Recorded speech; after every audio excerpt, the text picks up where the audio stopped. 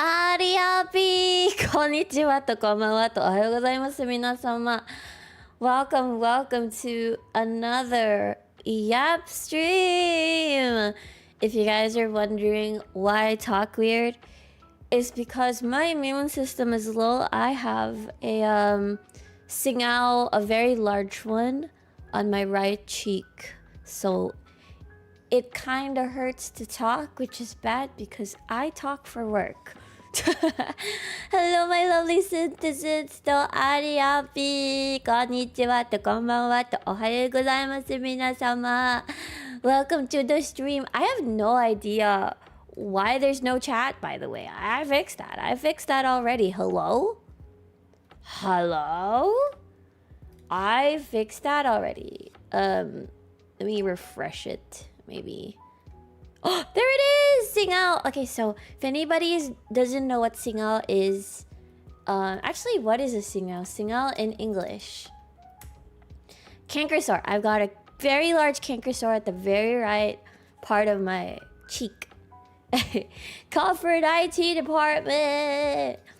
I want to say hello to Lousy T-shirt, Frog Knight, Xenos, J-Rack, Villain in Glasses, Idol, YC, Chestnut Laddie.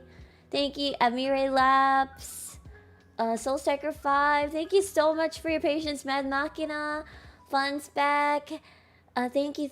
A mouth ulcer. Yes, exactly. Also, thank you so much for the 26 months, YC. Arigatou gozaimasu. Can you hear me now? Can you see my screen? Can you see my screen? Can you hear me now? It's been 84 years and now I'm back. I am so sorry, by the way. My immune system has been very low recently. Yeah. But then then my vessel had to really fight hard this week, despite her just recovering from a fever. But today we have a very important business that we must address, because when my vessel was sick, we decided that during our bed rest, that laying down is too boring, so might as well just play RE9. Aria, I need that report by 7. All right, everybody, settle down. Y'all can settle down and sit down already and set up your laptops, your notebooks, everything. Were you gone the whole time? I was gone the whole time, YC. For a week, I was not streaming because for my vessel, it was her hell week. It was quite perilous. Quite the perilous schedule she had. Back-to-back overtimes. We're talking going home at like 4 a.m. type shit and working all day. She has worked so hard, which is why oh, J-Rack, thank you so much for the super. I don't know your quality financial quarterly financial report, but here's a boss. Thank you so much, boss. Thank you so much for the soup. I really appreciate it, J-Rack. Thank you so much. So yeah, somebody take the minutes. It's okay. This is a recorded presentation and meeting.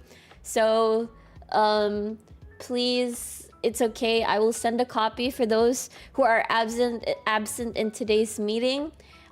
We will be uploading the meeting, recorded meeting in the internet for those of the people not present here today. I understand that it has been very busy, but we need to. Oh my God, YC. You're crazy. Thank you so much for the super. Arigatou gozaimasu. Hontou感謝しています. Thank you so much for the super. Good job, Aria's vessel. You worked hard this week. Thank you. You guys worked so hard this week too. Arigatou. Hontou感謝しています. Thank you so much. Oh my God, y'all are crazy. Thank you, J-Rack. Thank you, YC. My good employees. Performance bonus this early? Well, no. I'm confused now who's the employee and who's the boss. Maybe we're all employees. You guys are giving me a bonus. Maybe you guys are the boss, you know? Will the meeting VOD be available on Facebook for my grandma? Unfortunately, no. You might have to teach her how to operate the YouTubes. Yeah. Aria took my lunch money. That super can buy at least 5 hours. Thank you so much. I really appreciate the super. But yes, I hope you guys are all settled down. I hope you guys don't mind spoilers. Because we will be talking about spoilers. Not only RE9 spoilers, but we will be talking about other Resident Evil spoilers, especially the mainline games. Choppy po ba ako? Oh my God, can you hear me now? Also, Gilbert, thank you so much for the member. Hey Aria, what did I miss? I won an Octavia Standee and a G Standee, but not yet received. I also went to the Yamaha Bocce Rock. Wait, there was a Yamaha Bocce? And how'd you get the standees? That's crazy. Let's go. Omedeto, omedeto. My quiz po ba? There is no quiz, but there will be a Q&A portion, an open discussion at the very end of this presentation. Okay? Okay? I'm good with spoilers since I don't have the money. Oh my god, YC! Oh my god!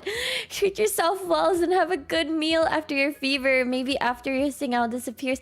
Thank you so much. Thank you so much. You're crazy. Arigatou gozaimasu. Thank you so much for the super. I really appreciate it. I shall treat myself. I have a favorite meal that I like to eat. And I love salmon meals, so I'll definitely treat myself to that for sure. Thank you so much. We need a singing stream. Oh my god, that feels hard. I feel like my mouth muscles, jaw muscles are having a bit of an exercise right now, not gonna lie. May pambili na ng laro. Spring sale. Isn't the spring sale just for Toei Tecmo? Oh yeah, by the way, guys, I tried the demo of Fatal Frame. But wait, let's talk about that after this RE9 discussion. So we're not all over the place. You know, we created this thing. We created this presentation so we're not confused where we're going to be. I'll post the Yamaha Expochi Club in the Aria chat. Okay. Oh yeah, guys. Yeah, gas prices. You bought 5 games on sale? This is a general sale. Why can't I find it? I'm feeling like a boomer right now. My jaw hurts. Awa. It's okay. We got this. I need to stretch my jaw a little bit. Because I need to talk a certain way, right? So now my jaw muscles are stiff. So it's either I yap and hurt a little, but my jaw muscles are not stiff. Oh my god, I talk for a living. Here we go. Before I start the meeting, I want to say thank you to everybody that is attending this sudden meeting. I know it's a little short notice, but I appreciate each and everyone's attendance from the Synth City company. Thank you so much for attending this meeting. But yes, my name is Aria Synth. Hello, I am a VTuber and a Resident Evil fan. So I do have some credentials to talk about the topics that we will be tackling today. And as you can see, this is a post RE9 discussion. Shout outs to the VOD watchers, of course. Thank you so much for watching this VOD. I will give you a shout out as well. I forgot to delete the subtitle or short script, but it doesn't matter because we're heading into the next slide. John, what? The goals. The goals today. To highlight moments. I'm hearing flashbacks from my teacher. Like, ba't nyo binabasa yung nasa Manila paper? Ang presentation of visual aids is only for helping you. Don't read the presentation. You're not there to stand just to read the presentation. We can read it. Okay? Yes, ma'am. Sorry. I'm sorry. Okay. I'm teacher. I'm the one who made this presentation, so I don't need to read it. I'll just stop with Photoshop. Paki-explain mo na. Okay, so what? The goals today is to talk about, to celebrate the highs and lows of RE9, to celebrate the franchise as a whole, and to give my final personal rating in comparison to other Resident Evil mainline titles. I'm only going to talk about mainline, and I will mention which mainlines I've not played. And of course, we'll have to discuss the overall message of the game because the tone of this game is completely different from other Resident Evils, or Evil titles, I suppose. Because there's a lot of, we'll get there. There's a lot of like nostalgia, but also introducing new characters. And we have two characters that are running in parallel to each other in comparison to other titles or other previous titles where either you only play as one character, but at the very end there's a big switch up. I'm talking about RE8, right? Or RE2 where there's RE2 or RE1 where you kind of switch perspectives, or like two different characters and there's key differences, but you sort of like, I guess, end up in the same place. I want to ask the timeline of Plants vs. Order in the court. Order in the court. All questions will be entertained. All OOT questions will be entertained at the very end of the presentation. So right now, we will try our best to make a contained discussion depending on where we're at with our presentation already. Okay, so next slide po. Here are our topics. So I need to reposition everybody somewhere. Here you go. Are you a crack? You know, that's a good question. I actually don't know. Okay, so can you see my screen? I know I am covering it, but this is okay. So this is the chapter of topics that we will tackle today. Number one, we're gonna highlight certain moments, kind of like an awards show where like best character, worst level, scariest boss, something. If I miss a certain like award, you can suggest in the comments when we go through this. Second one is my overall rating on the game. Like, what is my final score of the game? Next up is, of course, how it compares to other titles, and is it my favorite? Is it my all-time favorite Resident Evil? And then my fourth topic is a complaint. My fourth topic is a complaint about how survival horror games are very well known for their complex puzzles and complicated backtracking. And I think RE9 doesn't have that anymore. There's no trace of that. Maybe the last puzzle, but I don't think that counts because it doesn't bar your progress to the main story. Number 5 is probably going to be the longest topic, which is the overall game message. Which is the overall game message, and maybe personally it might be the deepest RE title in terms of messaging, but also it wouldn't be the way it is without the previous the predecessors that came before it. You know, the reason why it has meaning is because of the existence of previous titles, and the patterns that they serve. And these patterns are noticed by fans, and then it holds a very different meaning because of fans noticing patterns and have been loyal to the franchise for so long. And of course, the very end, we'll have an open discussion. So this is where we can like talk about whatever about RE9. And maybe once we've exhausted all our topics about RE9, then we can talk about anything at the very end. This is like Aria's resignation to be a candidate to be the next Capcom. No. I'm a fan. I'm legit a fan, but I can't say that I played all the games. I haven't even finished RE6, and I haven't finished RE5 yet. So, and for RE2, I didn't play that by myself. I played that with Aria Dad. So I can't say that I experienced everything all by myself. I only played certain parts of RE7 as well. But we'll talk about that in chapter 3.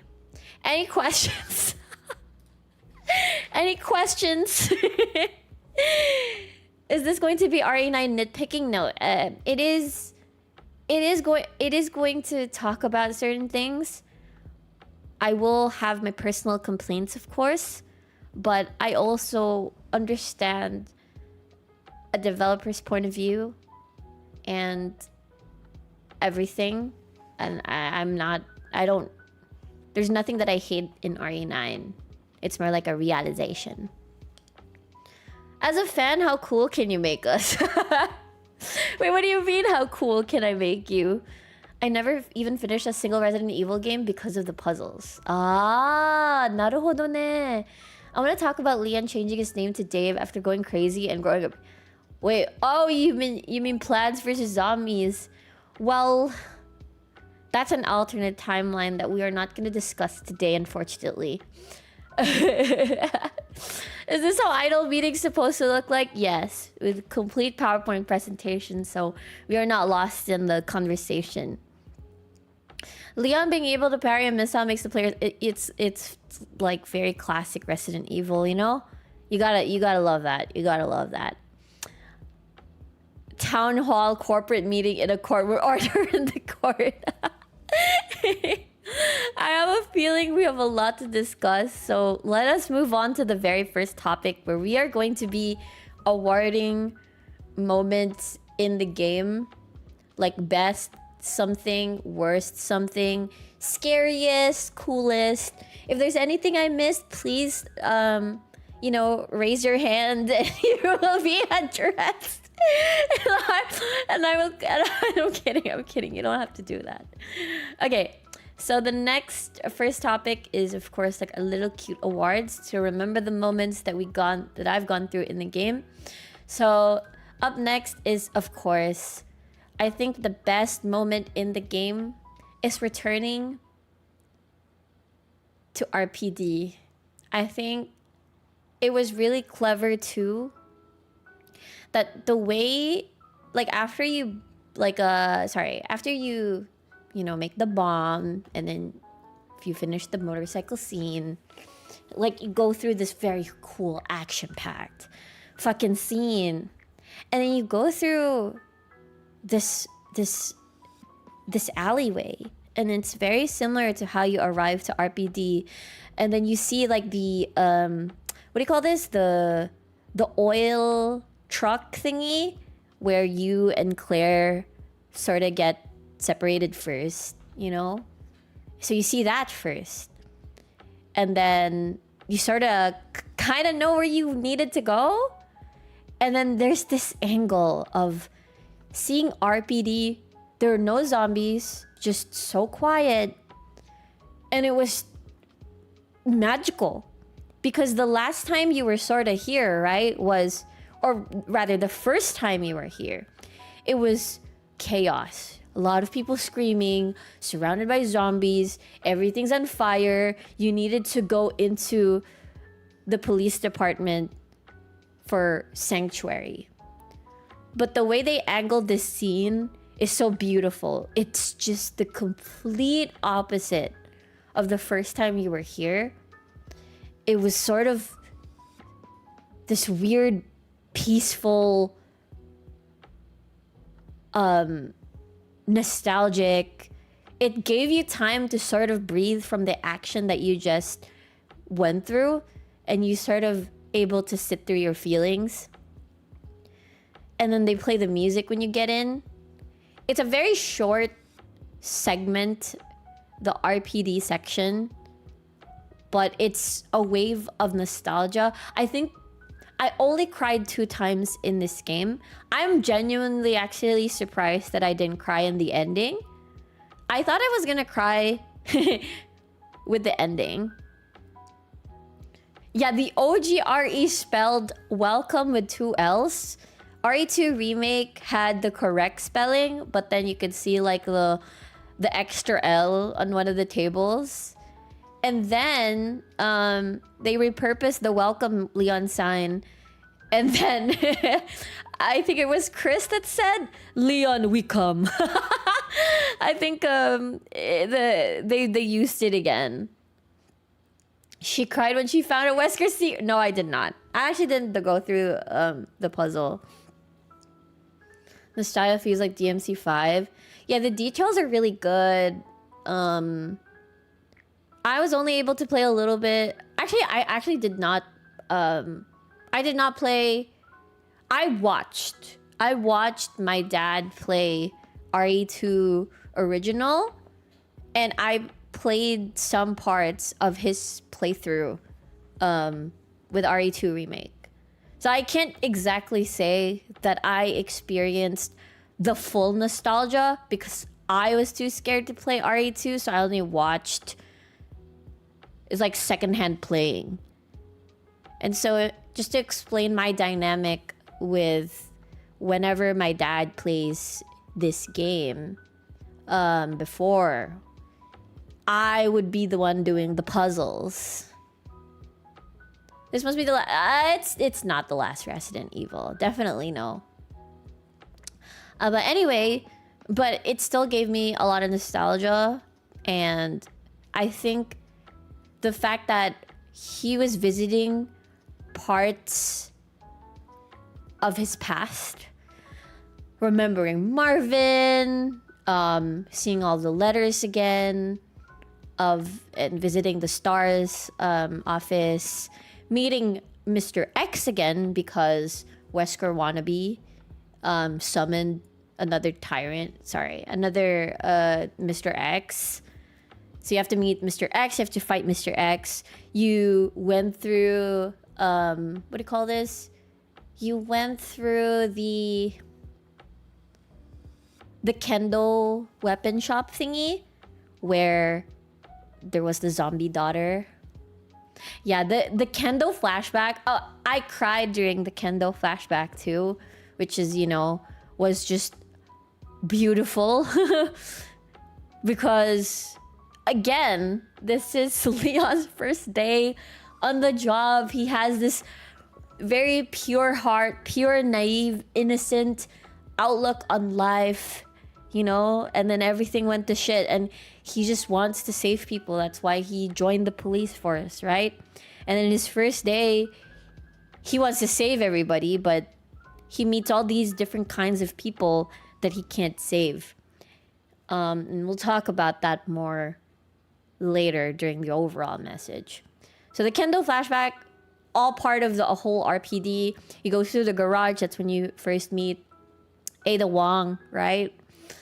So there's so many iconic places from RE2 that you get to revisit. And I think it's really funny how there's a specific death that you can experience with Mr. X where he uses the helicopter blades to kill you, which is crazy because isn't that when Mr. X spawns in RE2? Is that when the helicopter crashes and then you go through there and then like, oh shit, who the fuck is that? The Asian baddie takes his heart. I remember that movie. What movie was that? I forgot, but he was flirting with this really cute girl. I forgot what, but sadly she dies. Lol. But anyway, best moment in the entire game, returning to RPD. I think this wouldn't hold as much meaning for the people that is, for example, their first Resident Evil is RE7. But I feel like RE2 Remake is definitely a must. I feel like RE2 Remake is a lot of people's first Resident Evil, right? If it's either RE7 and then or RE2 Remake, I feel. For like air quote the newer generation. I feel. So maybe only a few people did not relate to this. I think majority of the people really related to this part. And I like the fact that it didn't overstay its welcome too. But it's a very important arc for Leon. But also make it easier than landing a helicopter. Oh, your first was RE5. Interesting. So you got through the action first. Yeah, the Marvin Lieutenant. So this is my favorite moment. My teacher told me not to overstay in a slide, so we will move on to the next slide. The next slide is the worst level. I know stealth missions are the norm in Resident Evil nowadays, where you don't have a weapon, you have to control a stage where you basically can't fight back, and you just go through these just pure stealth, scary moments, or whatever. So it's normal, right? But why do I still consider this the worst level? Because I think this is the worst because it's bugged. It's bugged. So during my first playthrough, I will admit it, this part really scared the F out of me. And, you know, you have like, you could, in RE2, like it's Sherry. In RE8, it's, what? House Beneviento. In 9, it's this. For remake, it's Ashley, where you just run away from the whole armored Las Plagas people. Wait, somebody mod those kids into small Mr. X's. Fighting zombie babies tends to trigger the parental instinct. Dead Space really shows that, and the babies explode. That's fucking crazy. There is definitely a psychological, meaning behind all this for sure. But I am not an expert when it comes to that media. I do believe it though, why we are afraid of certain things. But this part is bugged. So this part in particular, what happened to me the first time. So I actually looked at a walkthrough. I will admit it. If something scares me, I will go through a walkthrough so I know what's happening and it doesn't scare me anymore. So this is 1 out of 2 parts where I looked at the playthrough. I didn't like walk through, right? I just watched somebody play it. You wanted to see Aria's first reactions? I am so sorry. If only my PS5 didn't have issues, or my internet didn't have issues, I would have continued streaming. This is bugged. So in the hallway, I'll make a big TLDR is that for these 2 kids to leave, so you need to get through that door, right? What you do is that at the end of the hallway, you have to exit the way you came in. And then once you hear a loud bang, you go out, you go back, and then the 2 kids are supposedly going to leave. But what happened in my playthrough the first time is that I did the same thing the other playthroughs are doing. I heard the loud bang, but I went back and the 2 kids are still there. So I'm like, maybe I didn't do it right. So I decided to go back again, but then 2 other kids spawned. And I was sandwiched between, the patrol. And I couldn't get anywhere. And I died. And I have to repeat the entire sequence again. It happened twice in a row for me. So I'm like, how the fuck do I reproduce that thing? And it turns out I need to hug the wall, hear the laugh, and then go back. Hear the loud bang, and then go back.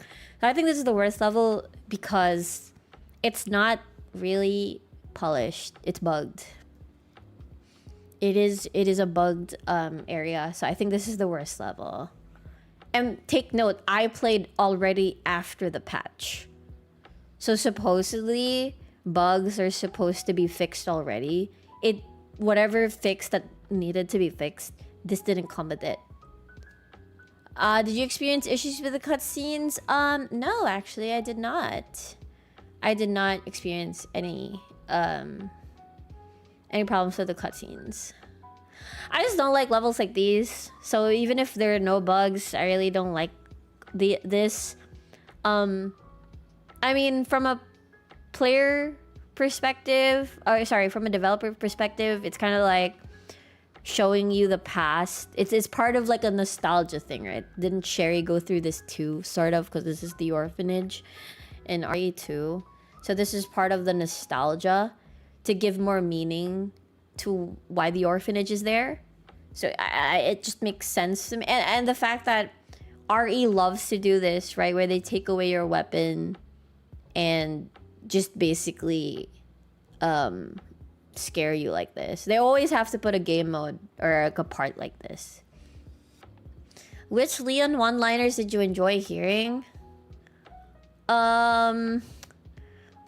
What are the iconic ones this time? I like the silent treatment one. Like, are you are you ready for your treatment, Leon? Like non-verbatim. And then he goes, the silent treatment, I hope, or something like that. That shit cracked me up. I think that's definitely one of my favorites. The one when you switch to Leon again, and he's tied up in a chair. I really like that one. It's really funny. But yes, I think it's the worst level. I think I don't hate it as much, but I think it's tedious because of the bug. Moving on. Scariest level.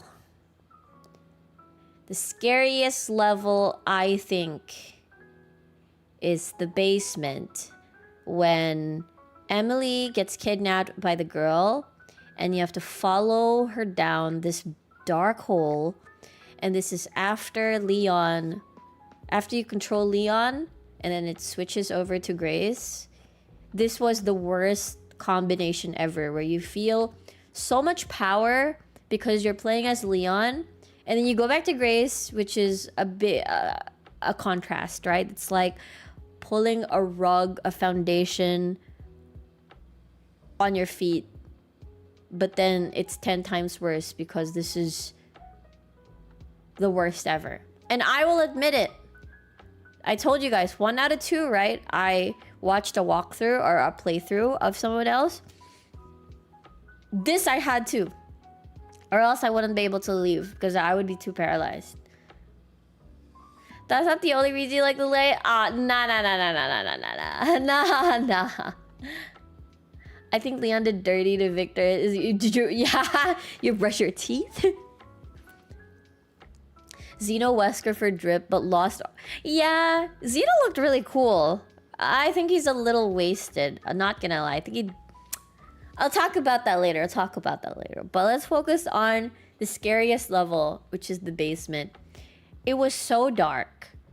And the moment that I got... Actually, I didn't look at a play... The only time I looked at a playthrough at this part was when I was asked... When I went through the entire cutscene, right? With... I found Emily, and then Grace was like, oh, the girl is collecting dolls, blah, blah, blah.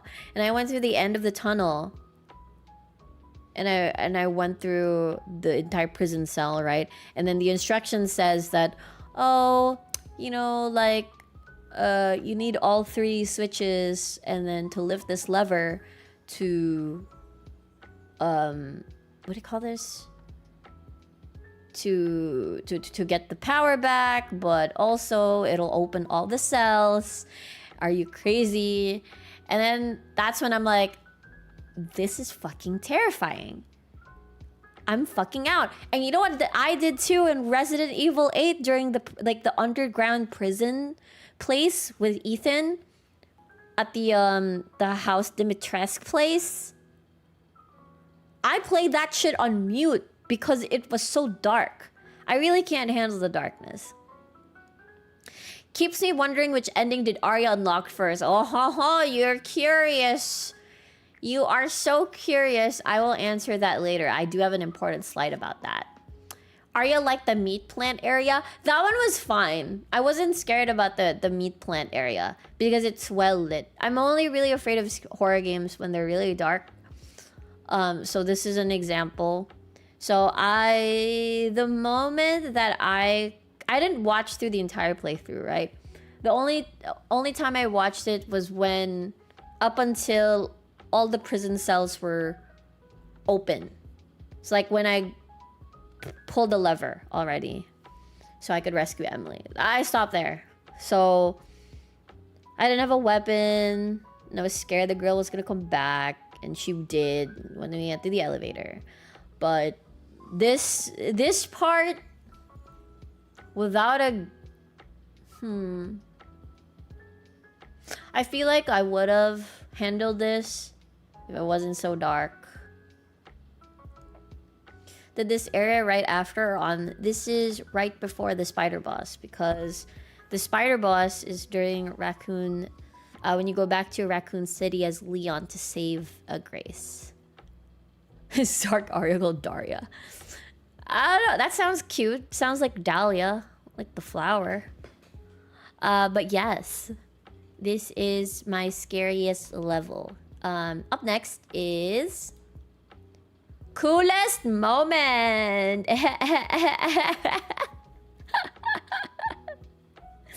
The motorcycle chase scene against Victor is probably the most vocal I was while playing the game. I was like, oh my god, this shit's so cool. What the fuck? This is like that movie reference when Leon was fighting a bunch of Cerberuses and like, you know, on a motorcycle. It felt like a really cool callback. Ow. My fucking jaw hurts. It felt like a really cool callback, right? Yep, it should be that. Do you guys agree? As expected? Yes. I didn't expect to really like this scene too. I thought this was a cute little fluff moment, you know, like a gimmick. But I actually really like the scene. Imagine modded as a bicycle. Let me drink water. This is my favorite. This shit's my favorite ever. The lines he would pull, the way that you... The part where he was riding in a slanted building, right? That one was really, really cool. I really, really like that. What's a kulani? What's kulani? I know it's a singao. It's painful like a singao. At this moment, Leon became Dante from Devil May Cry. Very, very true. Very, very true. I mean, there's nothing else to be said, right? Because I think this was just such a cool moment. And the contrast speaks for itself. I will say Capcom is quite the expert when it comes to contrast and storytelling. So after this really cool high, you go low into the RPD scene and it's very solemn, it's very mellow, it's very calm and peaceful. Again, they're such experts with that, which is why I think they create really amazing games. I mean, like, hell, like, look at Capcom making amazing franchises. Or like Monster Hunter, well, this game, Resident Evil, Street Fighter, DMC, you know? They're geniuses. I think Capcom's a genius. Anyway, enough said. Moving on. My favorite boss. And in a traditional sense, right? When you fight a boss, it's either you fight a boss like Leon, where you kind of just shoot it until it dies. But I like the way, surprisingly, my favorite boss is actually this boss, the girl. Or Chloe, I guess. I really like this boss because I really like her final encounter. The way this girl stalks you, and it's very smart, right? Because this girl stalker is in every point of growth for Grace. She is always there at a character arc for Grace. And that one I will always appreciate how clever she's put at certain points of the story. So the first time you encounter her, that's when Grace is a fucking noob. She is a noob. She's tumbling over. She has no weapons. She is so fucking scared at the nurse's office area. The brain is sort of exposed. Yes, that is correct.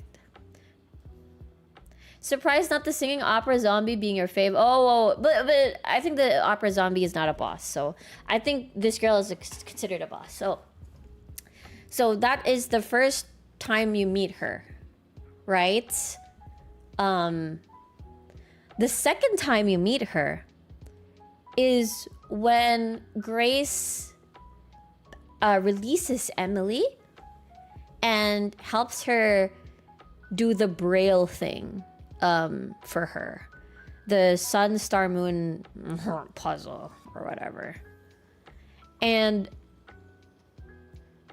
because of Grace releasing her from the the encasement, the glass encasement, right? She gets kidnapped by this boss. And you know how Grace is such a scaredy cat, right? She's a scaredy cat. She's the scariest, no, she's the most scared protagonist in the RE franchise, right? And yet, she fucking braced herself. She's like, oh my god, Emily's in danger. I gotta save her. It's my fault that she's kidnapped and I can't leave her alone. I must save her. The way that she would go to literally in the depths of darkness to save this child is such a brave thing to do for somebody that isn't, you know, as strong as, like, physically strong. She's mentally fucking scared. She's emotionally damaged. Everything. She went through hell, literally. That's why the way that it was presented, right? She went into the darkness. She jumped into that hole with not knowing how to get back, right? There's no ladder, there's no nothing. I'm going into the depths of hell to help to save this girl. And there, lo and behold, this girl comes and appears. So this is another character arc for Grace, where she's still really scared, but she's a little braver now. You know, from wanting to just survive and not want to die, she's willing to sort of risk her life to save this girl. And this is where she appears. Okay. What about Michael? What is that?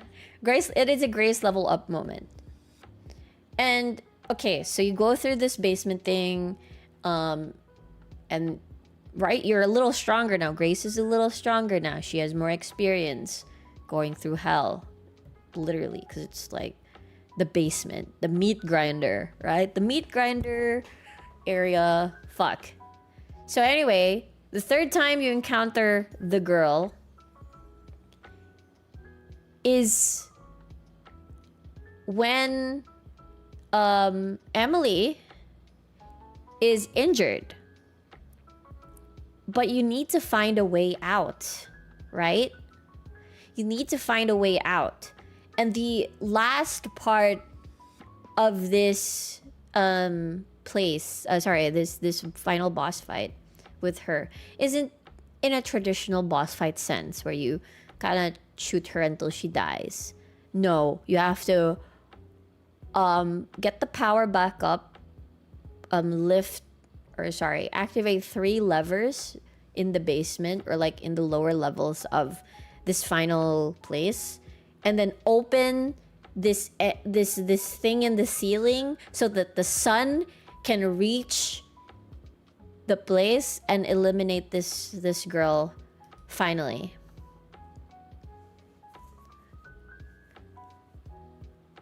Yep, I saw that the BSAA soldiers are BOWs, BOWs. I saw that. And this is another character growth for Grace because she's more determined. She's more like, I want to save Emily. You know? I want to fucking save Emily. So this stalker boss is a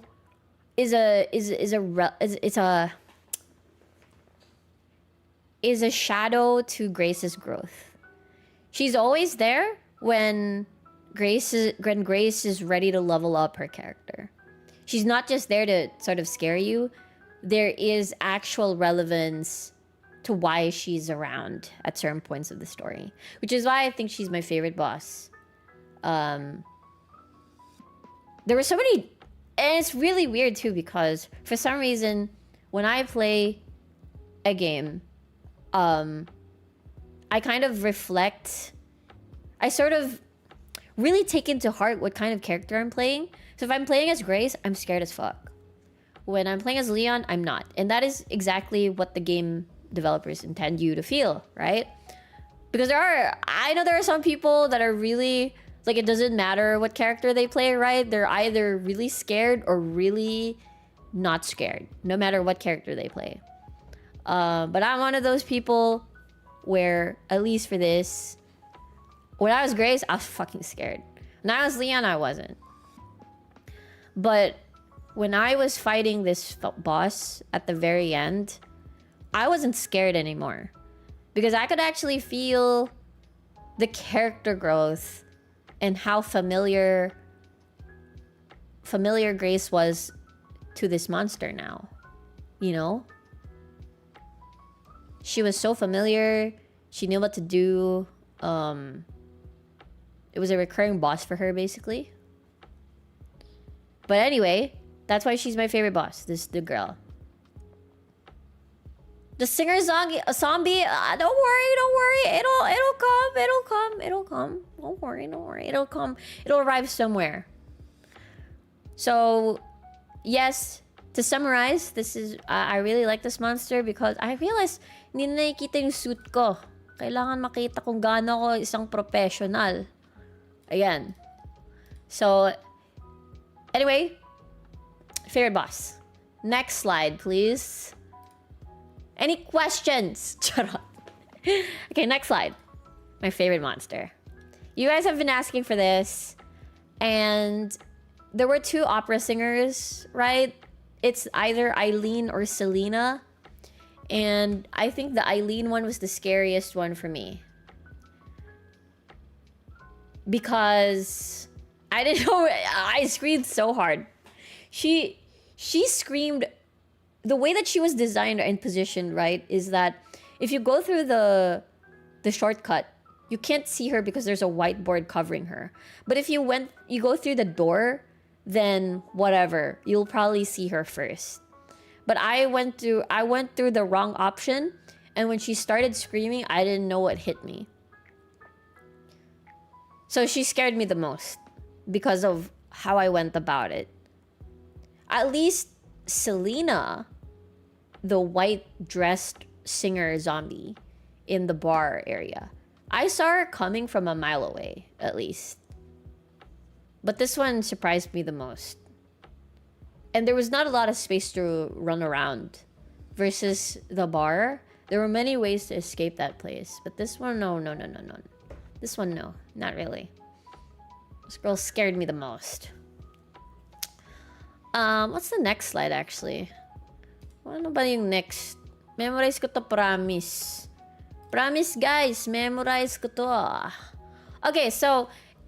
so this is the end of this first section. Imagine. That's an hour long, guys. That's just one chapter. Love the clips of other people's first encounter. Pro presentation, but thank you so much. I'm glad you guys liked it. Any other questions before I move on to the next topic, which is my overall rating? So did I cover everything? Like, worst level, scariest monster, favorite moment. You guys, I answered the funniest line already, favorite one-liner, which is the you know, silent treatment, I hope. None? We can move on. I hope you guys are taking notes, guys. But I know this is a recorded presentation, so it's all good. You can Did Leon get... No. Were you able to record some encounters outside of... I have, actually, but without my voice. I only use the PS5 thing. I think you guys are going to be really proud of me during the Grace segment at the lab when it came to the liquors. You guys are going to be really proud of me. Around that time, I tried to fight a liquor as Grace. And it took me, like, what, 7 bullets to kill a liquor? And I'm like... There's no damn way I am going to be able to kill all of those liquors or all of those regenerator looking thingies, tyrant looking thingies. And so what I did is that I just did not stealth it. I was just I was just meleeing them until they fell. Or like I would take damage. I had so many herbs. I only stealthed one part, which was the stairs where the lickers were staying. But I was like, fuck stealth. I don't like stealth. I have a lot of herbs. I'm just gonna run around. If they hit me, like, so what? I thought you said lickers, trying to avoid getting... No. Lickers. Yeah, melee is the way, or getting hit is the way if you have a lot of health anyways. I know it's not really good practice, but it just removes the scare if I just go through it. But yes, that is my thing. Up next, of course, if you remember where the slide falls, is that my overall rating... Hello, Fernando Sanchez. My overall rating for Resident Evil 9. Are you guys ready? Can you guys guess my rating? Out of 5. Out of 5.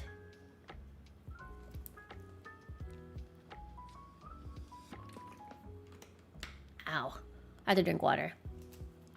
Can anybody guess my rating? 4.2. Okay. Did you play Victor's I did not pick up Victor's Rocket, actually. 4 out of 5. 4.9. Okay. These are really good guesses, actually. Let me reveal it right now. It is correct. I labeled it 4 out of 5. It was very hard to rate this game because I think it was a clean game. I think there were no lulls. And I feel like this is probably one of the first Resident Evils I've experienced in a long while where I didn't feel like it was padded. You know how some games have padding towards the very end and it's kind of like breaking momentum of emotions. It's not doing a good job maintaining momentum, and they prioritized padding instead of what do you call this? Padding instead of ending the game. I think this is what the game did perfectly.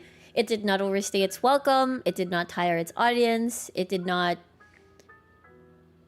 too much. It had the correct formula of a Resident Evil game. It satisfied both perspectives, which is third person and first person. It satisfied both the survival horror genre, the action horror genre.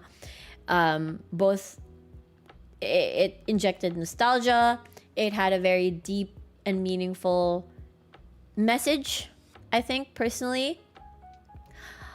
I think the reason why I couldn't give it a perfect score is because while I say that padding is bad, I don't know what it is, what's missing for it to be a masterpiece for me. I think it's a really, really amazing game, and it's definitely up there. But for some reason, I can't seem to bring myself to give it a 5 out of 5. You know what I mean? I will definitely buy the DLC pack, and maybe I can stream that for sure. Yeah, not perfect score. I'm waiting for the DLC. Maybe the DLC will fix a few things. How long did I finish this game? I think it was like 12 hours, I think. I'm just trying to... It was so... Personally, I think it did everything well. It's just I found the game too short.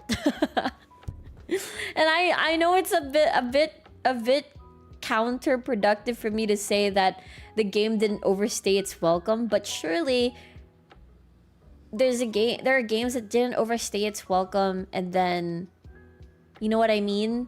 And then it feels like it's still a full game.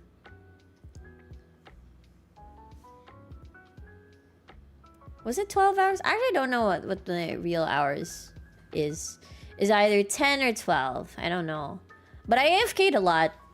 remember I was sick and I kind of just left the game sometimes on standby. No Mr. It's okay that there's no Mr. X in the end. I think I wish the game was more difficult. I know I played in modern, but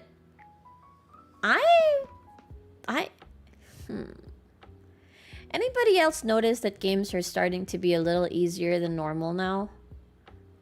Like, you know how the current difficulty is like normal, hard, extra hard. But remember the times where there was like easy, normal, medium, hard, or something like that. I feel like normal is the new easy. Maybe because I played on modern mode, but I will say that the boss fight at the very end. Hope we play as Hunk. I was actually surprised that Hunk was in Hunk was in the game.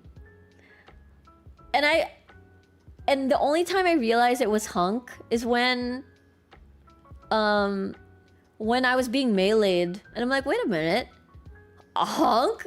It was such a late realization. Fans always complain if it's too hard. I think it's too easy.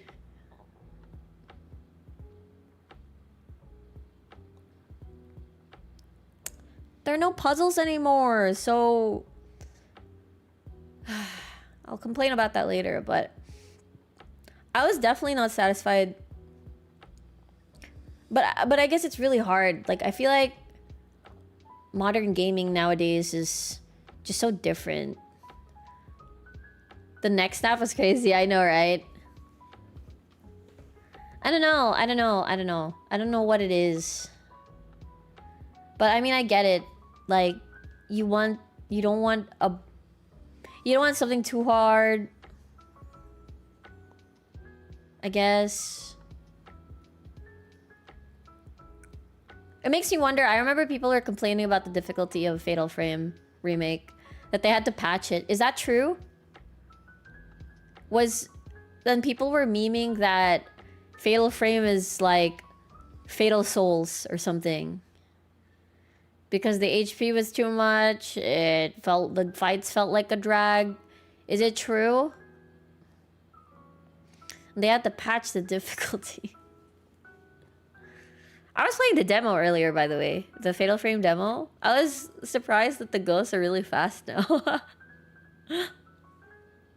I think my PC can handle Fatal Frame. So maybe we'll try to play that together on my PC instead of me playing it on the PS5.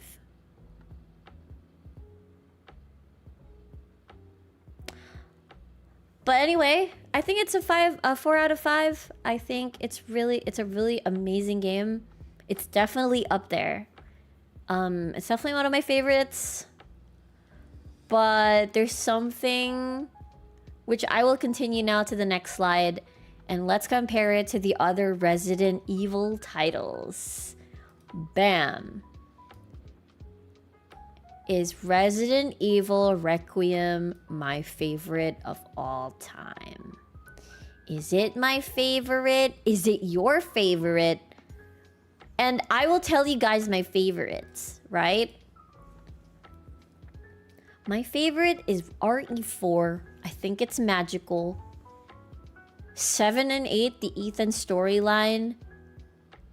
I don't have a tier list of favorite RE games yet, I'll be honest. But these are my favorites. RE4, 7, 8, 2. Those are my favorites. The OG RE4 was a banger.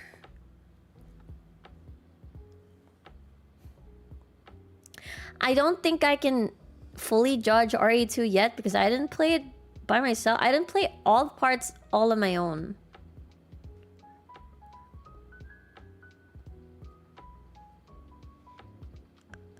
arcade shooters because they had so much lore. What lore did they have? I'm gonna be talking about the main lines only, guys. The numbered ones. So 1, 2, 3. I'm actually sad I didn't include 1 here in this picture, because I do feel like RE1 is just so good. It's just amazing. It feels like it's very hard to replicate RE1's magic. I don't know. There's something about that game, right? There's just so much variety when it comes to monsters. The Spencer Mansion feels like unbeatable when it comes to the atmosphere. I think 1 should be here. It's hard, guys. It's hard, guys, because it depends what you're looking for. Because it really depends what type of RE fan you are. Whether you want the Leon action styles or you want the whole survival horror styles. Yeah, the ambience of RE1 is unbeatable. So I feel like...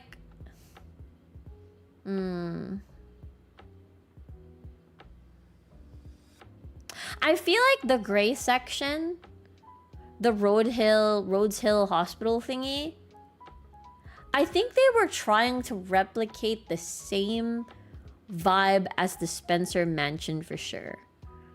Like, I have a feeling they were trying to do something there.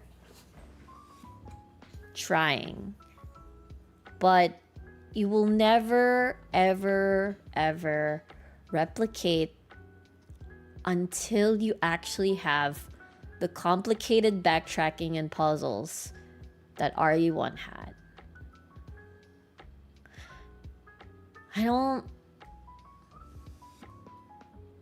Aria sandwich. I don't think it's my favorite of all time. I will say it. Although I feel like it probably had the deepest story of all time. I think it was really emotional. I think on paper, personally, I can say with complete confidence that I think Requiem is the most emotional RE in the entire franchise. I think what lacked time, you know, like there was no padding, there was no extra blah blah blah blah blah. I think RE9 was the most human at all the RE.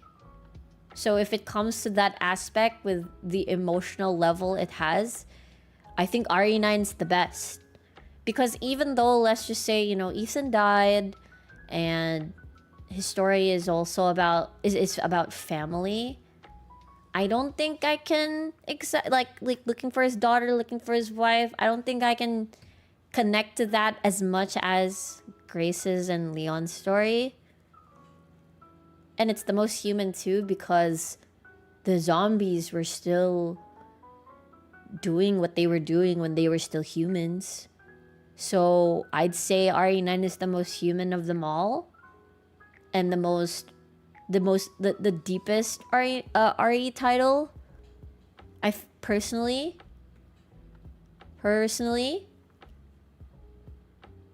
you know. Why they no make I mean, there's a remaster, right? Like they shadow dropped Dino Crisis out of nowhere. I kind of want to play that, not gonna lie. Surely that one I can handle. But GG's tank controls. Did you guys play that? Dino Crisis on Steam? I was surprised too, don't worry. It came out like Feb 13. It came out like Feb 13, but there's some negative reviews to the port. But anyway, no, there's a remaster. It's not a remake, but there's a remaster. Capcom released it around Feb 13 alongside Dino Crisis 2. Maybe we can play that sometime. See how it is. Yeah, I'll definitely play it. I really like Dino Crisis. It was I remember playing it as a wee little baby, And I could handle it because they're dinosaurs. So they're scary dinosaurs, but they're cool. I'd say I'd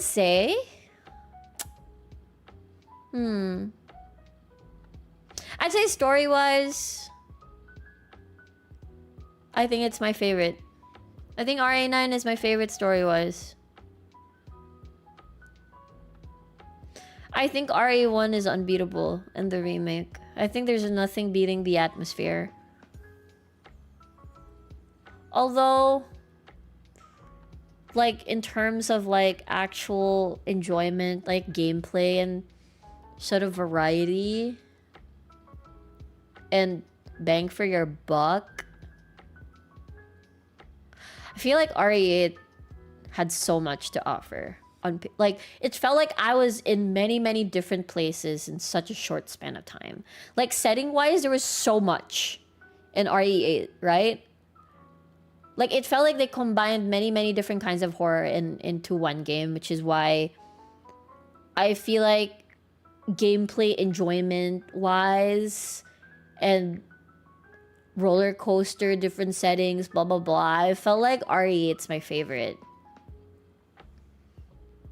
I feel like RE8's my favorite because you get to go to a castle, which is kind of like, you know, Spencer Mansion vibes, right? There's a really cool bathtub puzzle. You practically there's 3 mini bosses. You go through a prison, there's 3 mini bosses, and then you go through the town, right? The default town. But honestly, RE8 took up a lot of inspiration from RE4, I'll be honest. Like, the way that you start in a village, then you end up in a castle, you know, it is giving RE4. And then you have House Beneviento, which is, you know, is so classic horror, and it's giving, what's the word? It just takes you back to those, what horror was it? Give me the other one. What other horror was there? Conjuring. There's another series on top of Conjuring.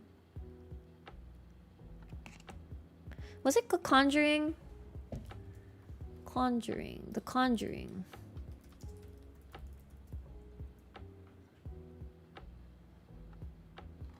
I think it was The Conjuring. It felt like it had The Conjuring vibes, the texture. And then you went with like the swamp guy thing, and then you went through like the lab thing, and then you had to fight Mother Miranda at the very end. You know, like I don't know. I really, maybe the reason why I really like RE8 because it was the first RE that I played all by myself.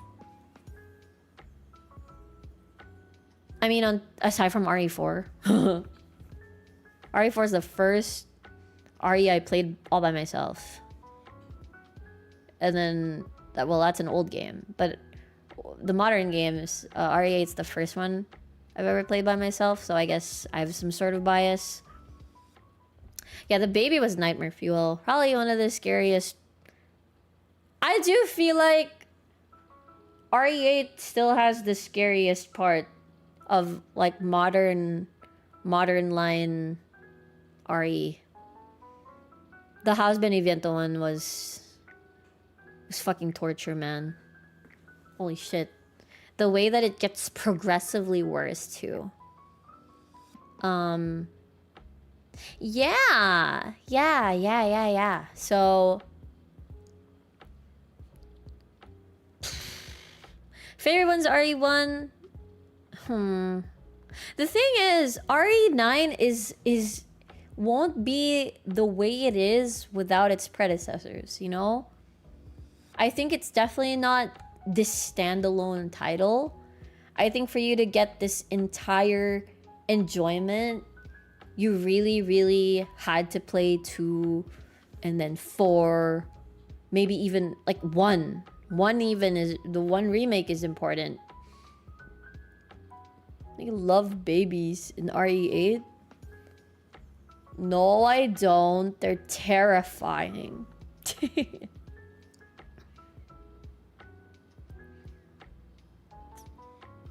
My god, whenever I looked at all the mainline stories, it's pretty crazy how 7 and 8 are continuations of each other, and then we go back to 9 and it's kind of like the culmination of everything. You know what I mean?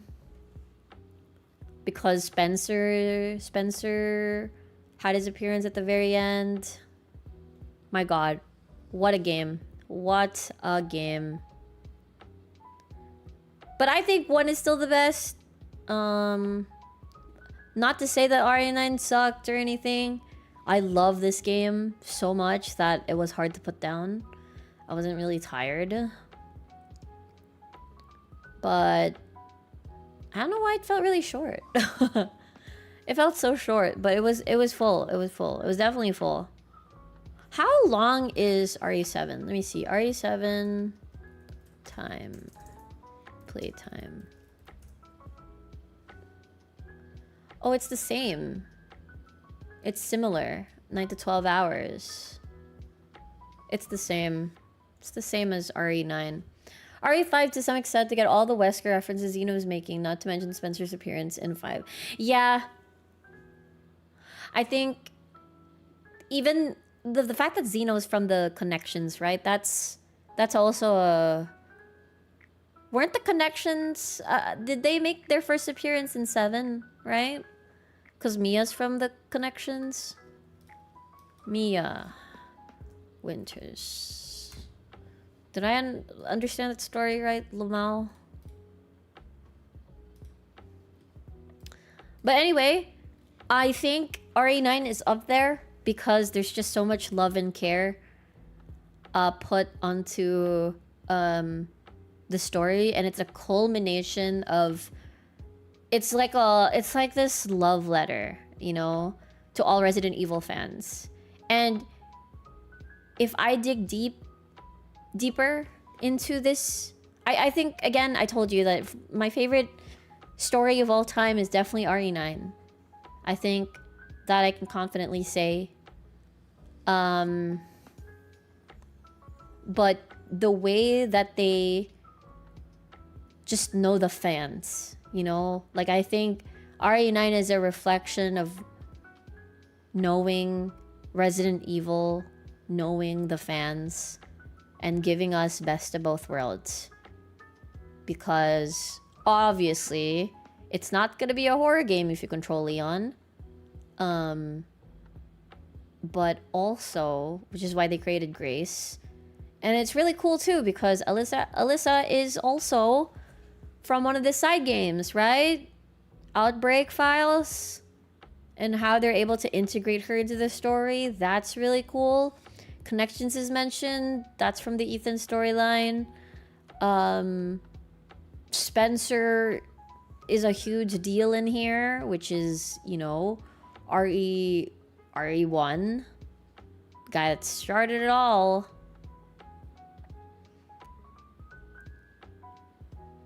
I wouldn't say it's up. I think RE1's just unbeatable, I feel. They killed the playable character? You mean Xeno? I have not played RE5 and 6. I did not get to finish them, so I probably should.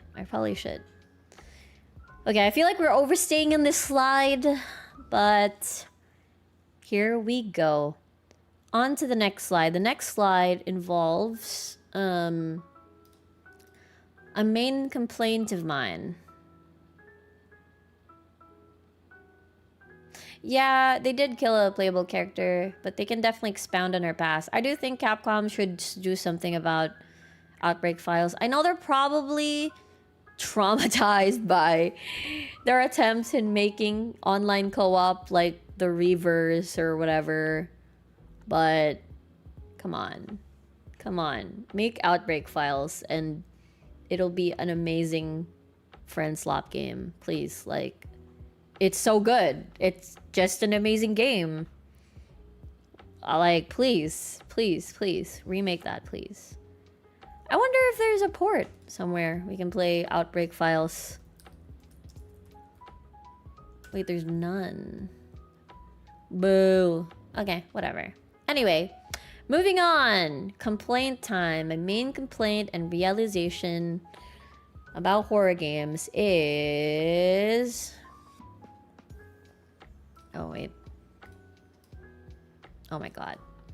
Oh my god, guys, hold on. I need to make a point. I need to make an amazing point. Horror game puzzles are dead. Horror game puzzles are just dead, guys. I don't know what to say. Like, God, the world... I was so disappointed. This is... I can't, like... What the fuck happened? Like, not even like a simple riddle, but just looking at pictures and then looking at the order, or like using a pencil to like, oh, I see. So it's moon, sun, moon, sun.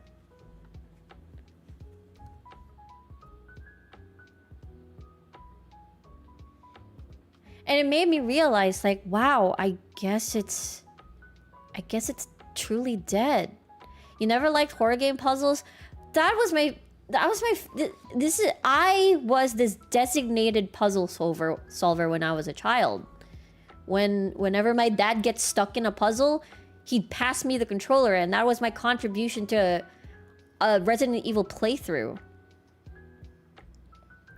You overestimate the players playing? You know what I think?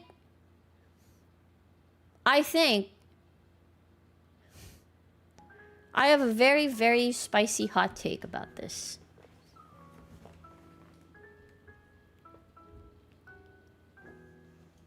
I think a lot of games nowadays are appealing to instant gratification to maintain player base. And because of that, there is some sort of trend to make sure that we keep playing, and so we don't stop playing. And so we actually finish the game by making things easier. And I think that's dangerous. Because what's gonna become of us in the future as gamers, right? I mean, that's also related to player behavior, or like human behavior, when we do look at social media and we look at reels, because it's instant gratification left and right. I mean, I understand that you don't want to cut momentum in a story-based game and make things hard for your player to get to point A and B, but what's happening to a slight inconvenience, a slight challenge to ourselves if they're just giving us the answers? No amount of tutorials can help when they... But you're telling me that one of the beautiful things about survival horror games are puzzles, and now it's gone? What happened? What happened? Like, okay, fine. Like, bosses are not that hard anymore in normal mode. Fine. Cool. But don't do that to puzzles too. Yeah, exactly. I mean, people play Souls-like games, you know?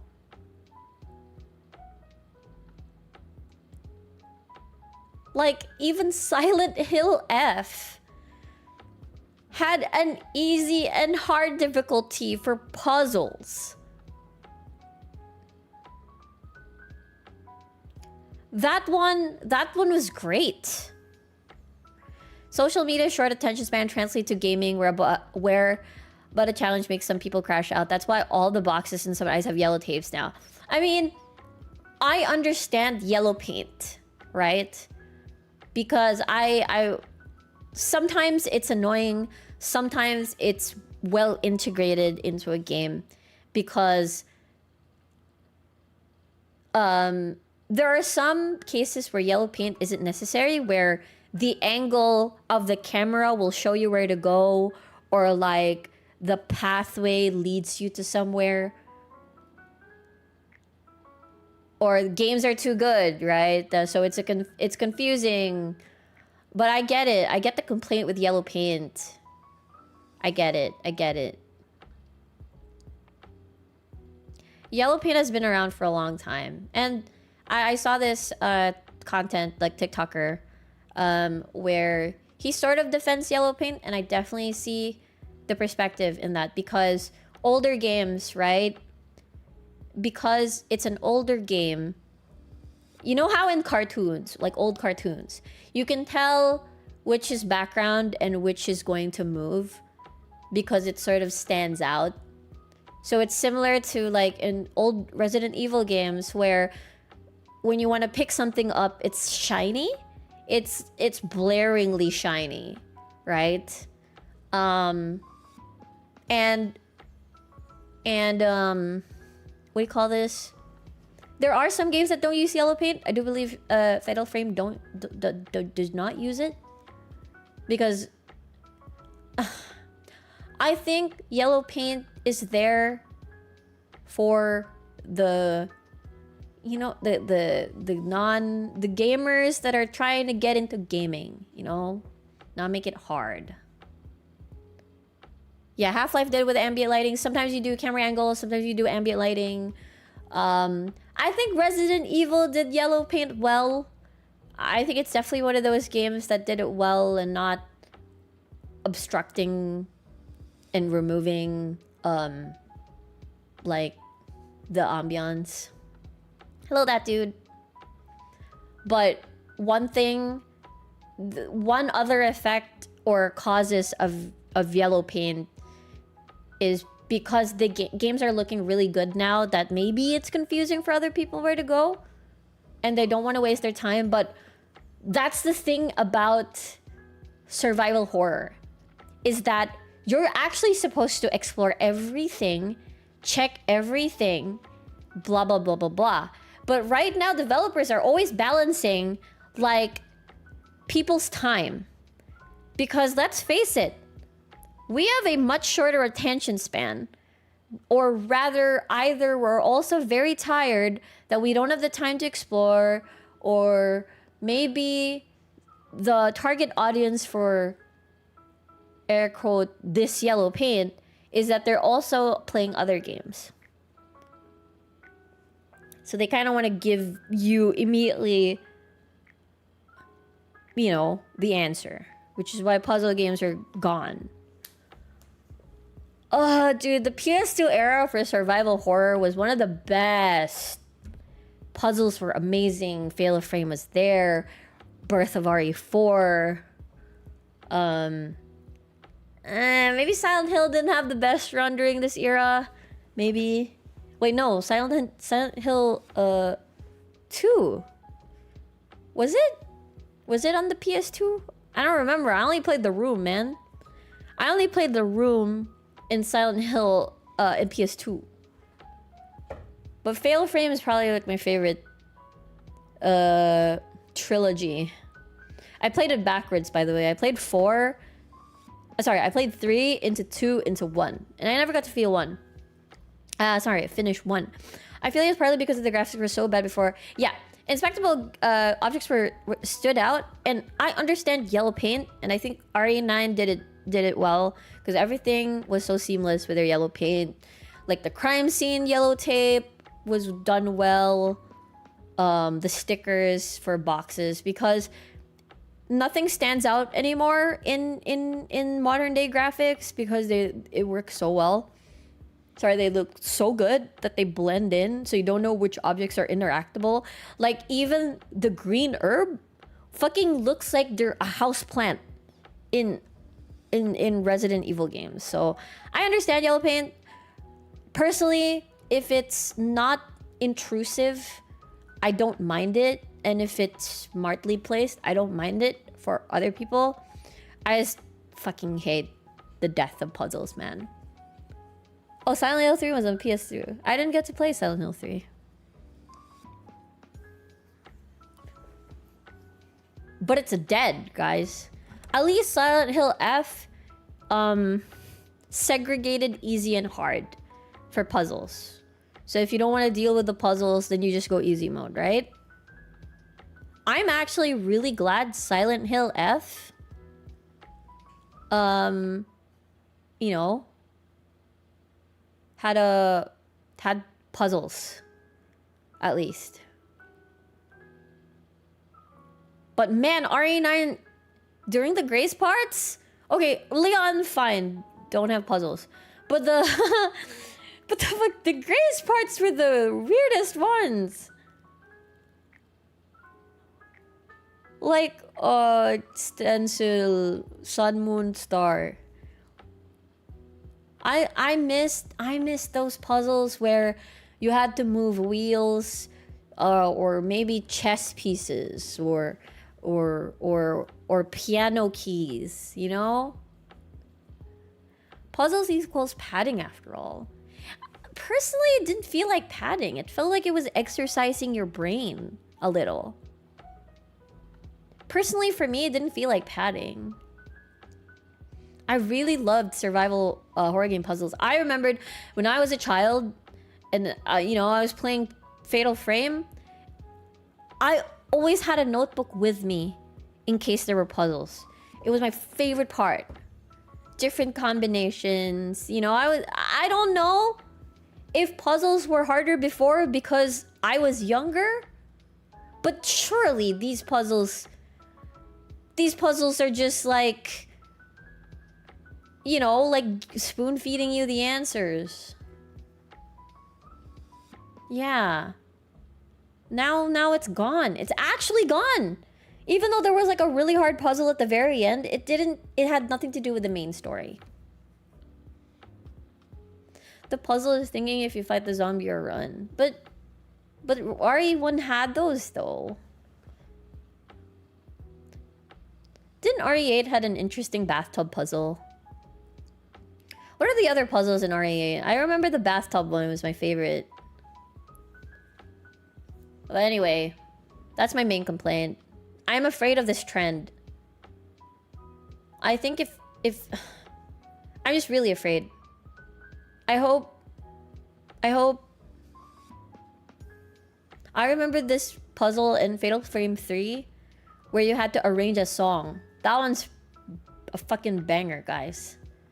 Sleep, priestess, sleep, and then you had to like, oh, where's the chorus? Or is this line? Where does this go? What does make sense for you? Dude, this is bad. This is bad. This is training. This is bad for our brains.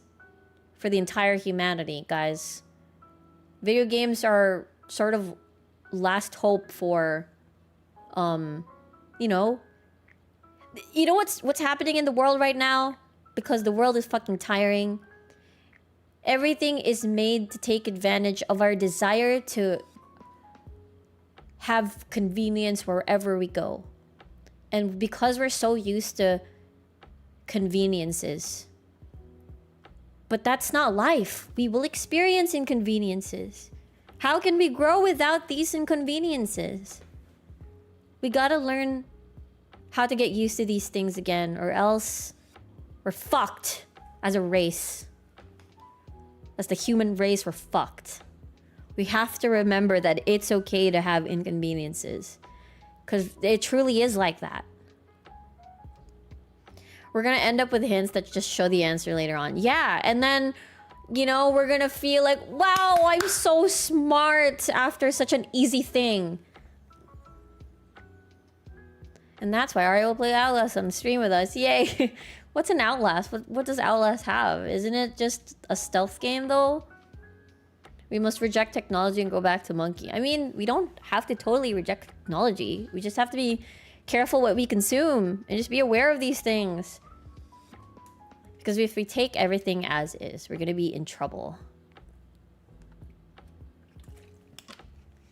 But that's just my main complaint. The spoon feeding era. We're fucked, we're cooked, we're so cooked. As long as we're aware, we're gonna be okay. But if we're not aware that everything's being spoon fed right now, then I don't know, man. They have puzzles? But I don't want to get chased. Like, that's the... Okay, so... Survival horror. puzzles are sort of that sense of comfort, right? It's the peace before the terror. Because for me personally, I'm a big fan of contrast, right? And the way that I saw puzzles before was the contrast. It's a horror game, but for something to be scary, you need a safe room, a safe space, a safe time. And puzzles were some sort of break from the horror of either getting chased or you're fighting for your life.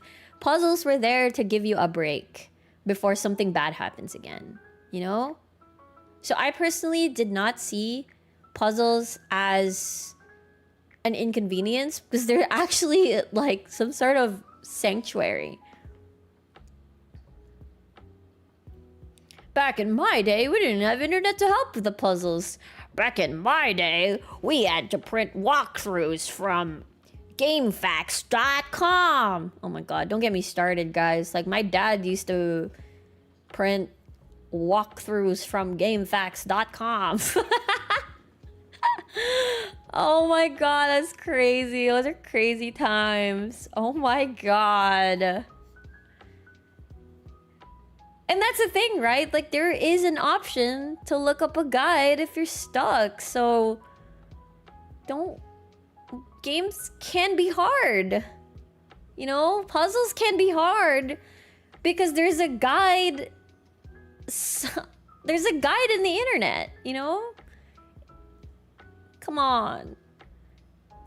That's an inconvenience that is so not even inconvenient, right? To Google answers, come on. But because this requires an extra step, game devs probably would rather just make it easier than have the player Google the answers. You know? I'm so worried. We're so fucking cooked. We're so cooked. Which is why I am very impressed with Valve's design philosophy.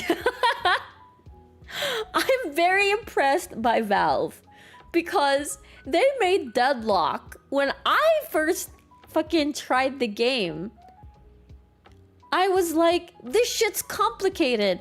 I don't understand the items. They don't look like what they're supposed to do on paper. They're not traditionally items. It looks like I'm clicking on paper as the UI. It's an hour game. It's an hour-long game. I have to farm minions and also destroy boxes and also farm the jungle. Everybody's a jungler? What? You know what I mean? It goes against the world's trend right now to make games shorter, easier, less barrier to entry. And maybe that's why I'm a big fan of Deadlock, because Valve is a rebel right now, you know? I read somewhere before that the average IQ of the world is declining right now. You know, if it is indeed true, I believe it. Because we're being handed answers on a silver platter. It feels like we're not thinking anymore, and that's sad. Their design philosophy is always to make it feel natural. And it makes you like be super engaged with the game. Maybe that's why I really love video games, because it makes us think. It naturally makes us think. And find answers. And find different ways to win. You know?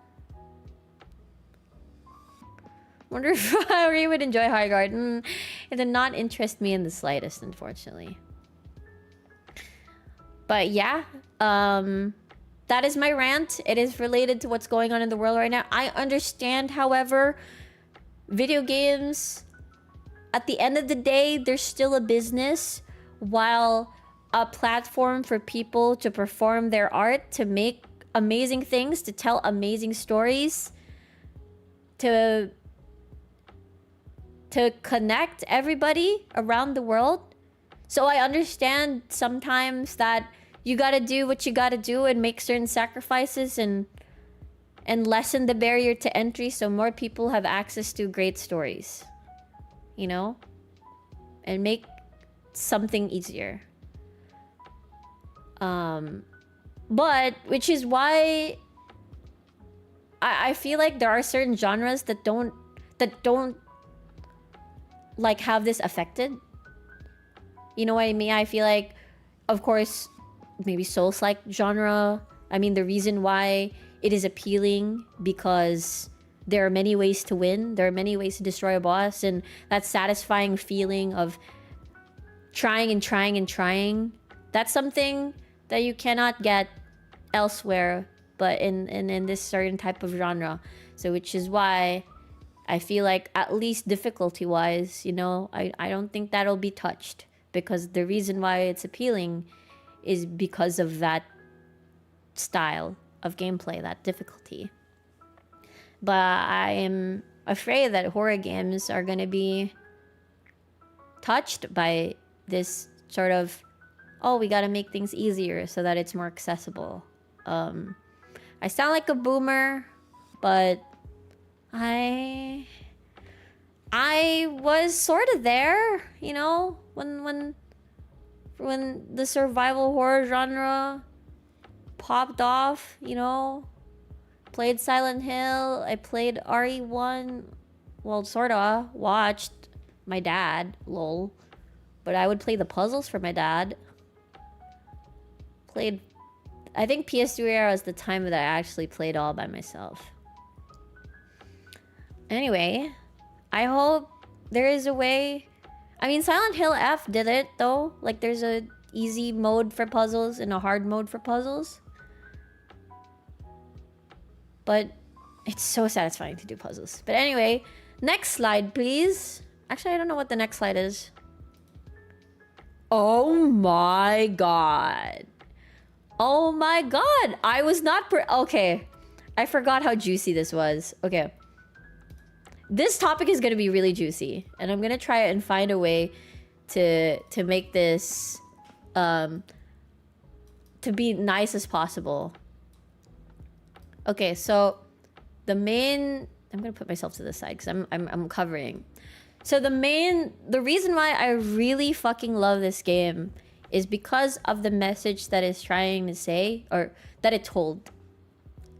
And the parallels between Leon and Grace. I fully agree with you. The fun is the challenge of solving the puzzle, so making it easy just takes away. Exactly. Like, that's not a puzzle if it's telling you the answers. Okay. Who is the one that asked me which one I picked first? Destroy Elpis or release Elpis?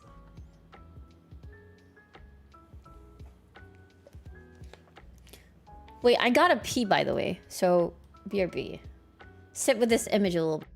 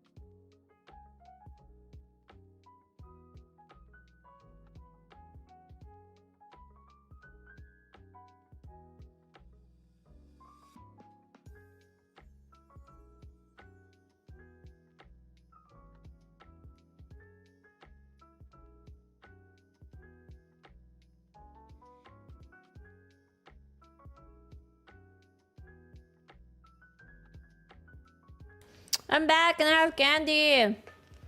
Hope I don't swallow it, lol. I need to hold my throat because it hurts. Lol, everything hurts.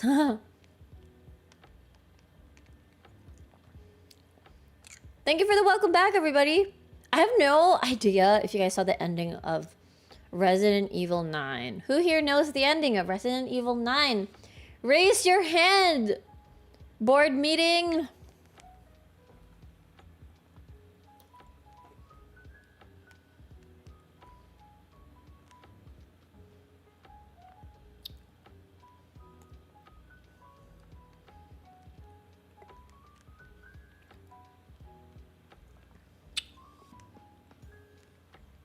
I know there's candy. Nobody knows the ending of Resident Evil 9? You do? You know? Okay, for context. Okay. Let me do this for the people that have not finished or do not know the context of the ending. But basically, the antagonists, Victor and... Shit, sorry, this candy's so good.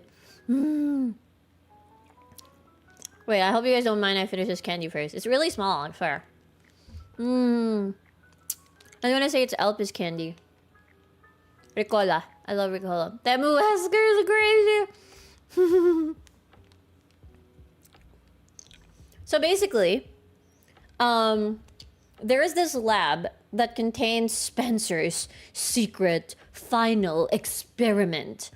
And so they were cloning a lot of girls so that they could sort of try and reproduce oh my god, Goose Raid! Oh my god, hello! Oh my gosh! I hope you guys are okay with Resident Evil 9 spoilers! Oh my god, hello Elia! Hello Raiders! Thank you! Honk, honk, honk, honk! RE9 spoilers ahead! RE9 spoilers ahead! Whoa. Thank you so much for the raid. I am currently doing a PowerPoint presentation of RE9. And I hope you guys enjoy your stay. I hope you had a lovely raid. A lovely raid. Oh my god. Lovely stream, Elia. Thank you so much for sending over your community. Hi, my name is Aria Synth from VOLs First Generation. It's a pleasure to meet you all. I'm currently doing as I've already finished Resident Evil 9 Requiem, I am currently doing a PowerPoint presentation of Resident Evil 9, like my favorite moments, my complaints about the game, and we're currently at the deeper message of Resident Evil 9. So if you guys are finished or do not mind spoilers or fans of the Resident Evil franchise, this is a discussion stream where we can talk about anything. I'll be off before spoiled to see. Have a good one. Okay. So yes, I will give you guys a little bit of grace period. Get it? I will not talk about anything spoiler. Let me go back to the previous slide. Yes, this is the previous slide. Horror game puzzles are dead is the previous slide, and it is not a spoiler, so don't worry. I'll give you guys ample time to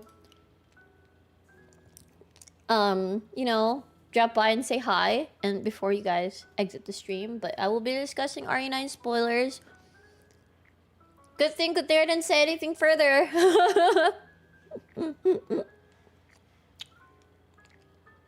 But thank you very much, everybody. The previous topic I was talking about how horror game puzzles are dead, and RE9 didn't give any challenging puzzles except at the very end, but it didn't really obstruct your main story progression. It was more like a fun challenge for those of the people that really wanted a challenge. I love the game a lot. In about 2 minutes, I will continue the RE9 discussion, and we're going to talk about the main meaning, the meaning of the game, what it means for me as an RE9 fan, and whether or not I did toot or I did toot. Spoiler warning. I hope you had a lovely stream, Elia. Thank you again so much. I'm finishing this Ricola candy. Hold on. And then I can talk about the game more comfortably. I'm giving you guys 1 more minute before I proceed to talk about spoilers. But I really loved RE9 Requiem. It's definitely one of my favorites. It's the best story-wise, emotionally. But also it wouldn't be the same. It wouldn't be as impactful without the predecessors, without the previous mainline titles. Okay, 30 more seconds, guys. I'll be talking about the ending now. Let me stretchy. You guys like my suit? I'm very professional today. I'm very professional. You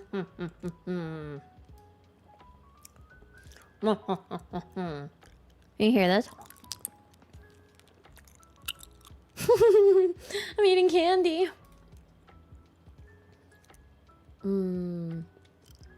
Okay. Time is up. We shall now proceed with the board meeting. Go. Let me move chat a little bit over here. And I will move myself to the middle and be a little small. Okay. For those of you that are okay being spoiled but still want to understand the context of the meaning behind this and everything, is that basically it's convoluted Resident Evil as usual. Basically they wanted to they thought that Spencer has made a mind control a mind control technology thing or whatever. You know, Resident Evil is incredibly complicated. Resident Evil 1 came out a long time ago. But basically they needed Grace for the key to Elpis, which is this wonderful technology of being the key to being able to rule the world or whatever. But Grace, her mother, has left her a video to watch, and this video has an interview with Spencer, and Spencer is carrying a child, and it is Grace, and said that she is his hope, and that he really feels bad for everything that he did, blah blah blah blah blah, and that he actually feels bad, and Grace feels like his hope or something, because he found Grace abandoned as a child. Like, amongst all the dead, Grace is the only one that is the sign of life for him. And therefore, because of that, he's like, I've changed my mind being a crazy person. I'm kidding. I'm just TLDRing it super duper fast. This is, you know, oh my god, there's life amongst all the dead. And oh my god, what have I done? And I think Grace is the step to my redemption, or like my step of, what's the word? Like change of heart, if you will. Grace is a real person. Grace is a real person. She is a normal human being, apparently. Don't worry, I don't get it myself, because there were so many things that I thought she is the clone of Chloe and Emily. So basically, before the whole big revelation, I thought they were cloning Grace because she had the key to Elpis, and they were trying to create another Grace, but they keep failing. But then when they found the actual Grace, it's like, oh, we don't need to clone anybody anymore. We actually found the real Grace, the key to Elpis. But turns out she's just an ordinary person. So anyway, she watches the video. And Leon, their final confrontation at the Elpis computer, whatever, Leon goes, let's destroy Elpis. And then Grace goes, I actually have another idea. So that's the conversation. And then Zeno, the Albert Wesker clone, they kidnap Grace, right? Because she knows the password to Elpis. And both of them, Victor and everybody else, knows that they think that Elpis is the key to great power to control the world or whatever. Honestly, the Spencer change of heart felt forced, knowing his entire backstory. It is true. No, don't get me wrong. But anyway, we're gonna get through the nitty gritty. Okay, so there's a choice, right? Like Grace says, okay, I know the password. And then she goes to the computer to have the decision whether or not to destroy Elpis or to release Elpis. Can you guys guess what I picked first? Can you guys guess what I picked first?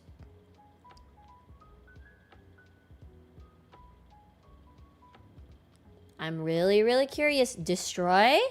Okay. What else? What else? What else? There were two options here. Elpis is a machine. Elpis is a what's the word? It's like a liquid of some sort. But then it's locked under a password. Destroy, release, destroy. I actually released Elpis. A lot of people I know destroyed Elpis because of their knowledge of Spencer. I wasn't even focused on Spencer. I was just focused on Grace the entire time and what she was supposed to be.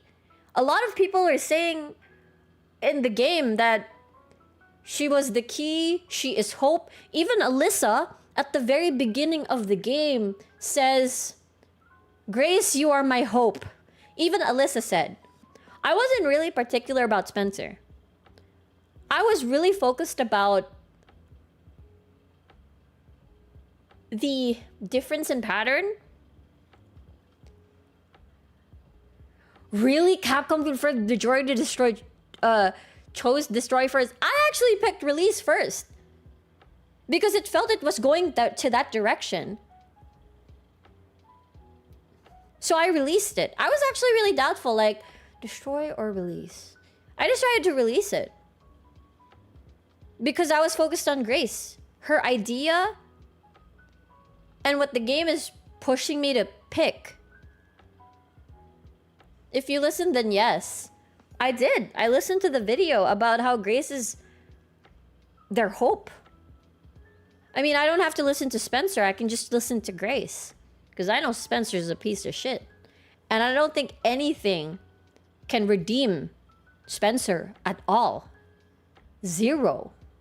But I was just focused on Grace. Exactly. Releasing Elpis was the obvious choice if you follow the story. I mean, there were so many things that pointed towards hope and releasing Elpis. There were, like, key points of the story about how Elpis is, like, the goddess or god of hope. Or how Grace is the key to everything. And there were so many, like, indirect things, if you paid attention, that really led to how Grace's idea is going to be the better idea. And when we zoom out of this entirety, if you notice, destroying a lab is always the number one thing our protagonists are always going to do.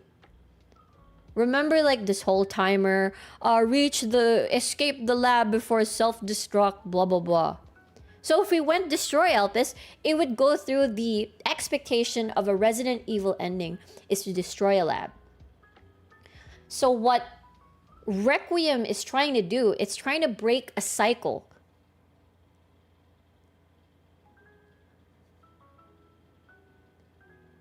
Elpis is a cure, but the thing is, no one knows what Elpis was supposed to be. What everybody knows Elpis was, it is a device to control the entire world or something like that.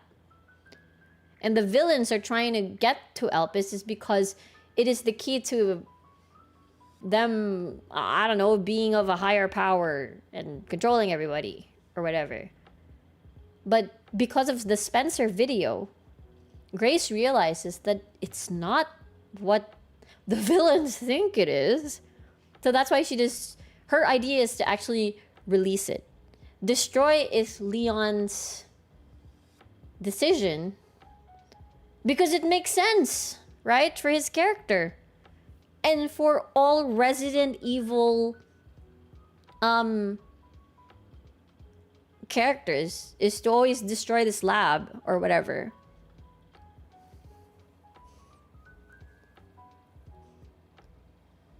I will be honest, it was Victor that was feeding Xeno false information. That it was some way to mind control people. I think what most people off track is Leon. He told Grace to destroy just a minute ago. But even though Leon said destroy it, Grace said, I have an idea. So you're supposed to play off from that. You know what I mean? Which is why I put this picture is release Elpis and destroy Elpis. And it makes sense for Leon to destroy Elpis because that has always been, I suppose, what you're, as a Resident Evil longtime fan, you're supposed to destroy the lab, right? That is always how a Resident Evil ending is supposed to be. You're supposed to blow it to smithereens. I will give you guys the destroy Elpis ending first. Okay. So, what Resident Evil Requiem is trying to make you do is you're supposed to break the cycle. You're not supposed to destroy this lab anymore or whatever. Anyway. Destroy Elpis. What happens when you destroy Elpis? You type in the word destruction, which is the wrong password, and it self-destructs itself. Like the entire lab will destroy itself if you insert the wrong password. So destroy Elpis, that's what Leon tells you to do. What do you call this? And the lab gets destroyed, and Leon gets his entire fucking head blown off by Xeno. So before he dies, he looks at Grace and goes, at least I could save you. And then he dies. Because remember, before this whole lab thing, Leon was reflecting on RPD, his first day, and he couldn't save Marvin. And even though, let's just say, in the previous games, or even the ending of RE2, he's with Claire, he's with Sherry, they are able to get away, run away into the sunset. It's actually a really good ending. It's hopeful. It's not as traumatizing as you think it'd be. Like, RE4, he rescues the president's daughter. He has a lot of these funny one-liners. Everything's fine and dandy. But that's the shift of RE9. They actually want to recognize trauma of fucking Leon's first day at work. You know? Everything that he lost that day. They want to go back to that and actually how it affects Leon's character and Leon's arc. And how the raccoon syndrome, which is, you know, he's infected by the T-virus slowly and now he's decaying. It's actually trauma eating him up, right? It's actually trauma eating him up. So they don't release Elpis. They instead destroy Elpis. Elpis equals hope, by the way. And because you destroy Elpis, the cycle continues. The cycle of trauma continues. Grace is left alone again. She can't save anyone either. She didn't get to save Leon. It's a flashback to the Renwood Hotel incident where she's left alone again. The person she's with dies. And again, it's our job as the players to take up everything in this story and piece it together and have our own observation and have our own conclusion. Remember how people are joking that Grace is an introvert and she has no friends? I'm pretty sure because she's afraid to have anyone again with her and see them die. I'm pretty sure it's from trauma. She's afraid to lose anyone ever again. So on paper, Leon and Emily are the only two people that she tried to open up herself again to have companionship. You know? So if you destroyed Elpis, at the very end, the cycle continues of Grace being alone and having nobody and wanting to try to save someone, and yet in the end she doesn't. Which is why destroying Elpis is the bad ending, because the cycle of trauma continues and Grace is alone again. Yes, everyone's going to die. All the Raccoon City survivors are also going to die. Exactly. Leon dies in this ending, actually, in Destroy Alp, which is why this is the bad ending. When you look at it, Grace and Leon are sort of like parallels of each other. You know? Both of these characters, Leon and Grace, revisit a place of trauma. Grace, at the very beginning of the game, had to go back to Renwood Hotel, where she lost her mom. Leon had to go back to RPD, where his first day of work fucking combusted, where Marvin died. All of his future colleagues fucking gone. He survives in Release Elpis. So the password of Elpis is hope. Elpis is the god of hope or something. Elpis meaning... no, not ellipse. Jesus Christ, I can't spell. No, not the god of hope. My bad. Oh wait, it is. She's the goddess of hope who remained in Pandora's box. Elpis is the Greek word for hope. So anyway, I banked on that. So I released Elpis because it feels like it's going towards that direction, right? So in the release hope, well, in general, it's correct. In the release Elpis, it is Grace making her own decision. She didn't follow Leon. She actually became the hope that her mom's legacy entrusted to her. Because before Alyssa Ashcroft, her mom died, right? Alyssa says something around, "You're my only hope," or "You are my hope." Usually, amazing stories happen when something at the very beginning is a callback towards the very end, or something like every moment in a movie or in media, it is relevant. Like you can tell a story has a lot of heart is when everything that happens in the game or a dialogue or a detail all culminates to something. It's not just there because it's there. So, you know, Alyssa says, you're my hope," or something like that. So even if you don't believe in Spencer, you could at least believe Grace, and you could at least believe Alyssa.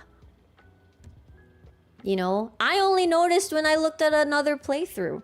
When I went through another streamer's playthrough, and at the very beginning, "Oh, you're my hope." Oh wait, I know that. Tangina, it's been in the very beginning all this time. Like, "You are my hope, Grace." Anyway, so in the release Elpis ending, Grace takes on the driver's seat, releases Elpis, and Elpis turns out to be like this antivirus thing where any virus is deleted.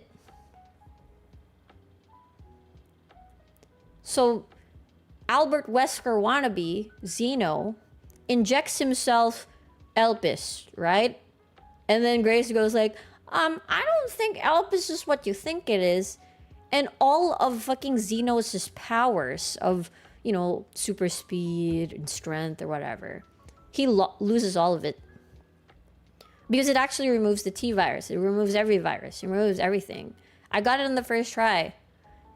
Is this you know, that's so funny because I'm on RE9 hell right now on TikTok, and there are comment section. There are people commenting that they got the good ending on the first try because they've just thought about Danganronpa, and the answer is always hope, you know. So anyway, so Grace, after seeing that Elpis is truly a cure, she stabs Leon with the Elpis antivirus thingy, and he's slowly getting cured. And then the final boss is that you fight Victor. It's kind of like Nemesis, blah, blah, blah, blah, blah. You destroy those eyes. And then the lab begins to destroy itself. And then it felt like it was it, right? And Leon goes like, I'll sit beside you, Grace. Like, I'll stay beside you until the very end. And they get rescued by the BSAA, from what I remember. It is the solution to all the viruses. It is correct. So the ending of Release Elpis is that Leon gets cured. Leon gets cured, is able to also save Grace at the same time, and survive. And his Raccoon City syndrome gets cured. Grace, and he doesn't end up alone at the very end. And then Grace also is able to take matters into her own hands, make her own judgment. And there is hope because they got Elpis. They inject that on Emily as well, and Emily can now see. So now Grace has companionship. She has friends now. She's not alone anymore. Like, look at the document files, right? Whenever they would observe Grace, she's always alone. She has no friends whatsoever. But now at the very end, it's the same office, except it's different. She's not clumsy, nervous anymore. She's calling Leon. She has a picture of Emily with her. She's taking care of Emily. She has companionship now. She is not alone anymore. So you gotta love the contrast of those things, like the very beginning of the game and then the very end of the game. Is there the right ending is Release Elpis, actually. Yep, she's a mom now. Or like a big sister. She's a mom or a big sister to Emily. And that's a brave thing, right? Like, imagine years of trauma. You don't want to let anyone inside your vicinity anymore because you're so traumatized that you lose them. And then in the span of Requiem, Grace tries her best to save a child and save Leon, brave the danger. She's just an ordinary girl. And in the end, she gets rewarded because she clung to hope. Saves Leon and then saves Emily too. There's a true ending? What is a true ending? I don't know of this true ending. True ending of Resident Evil Requiem.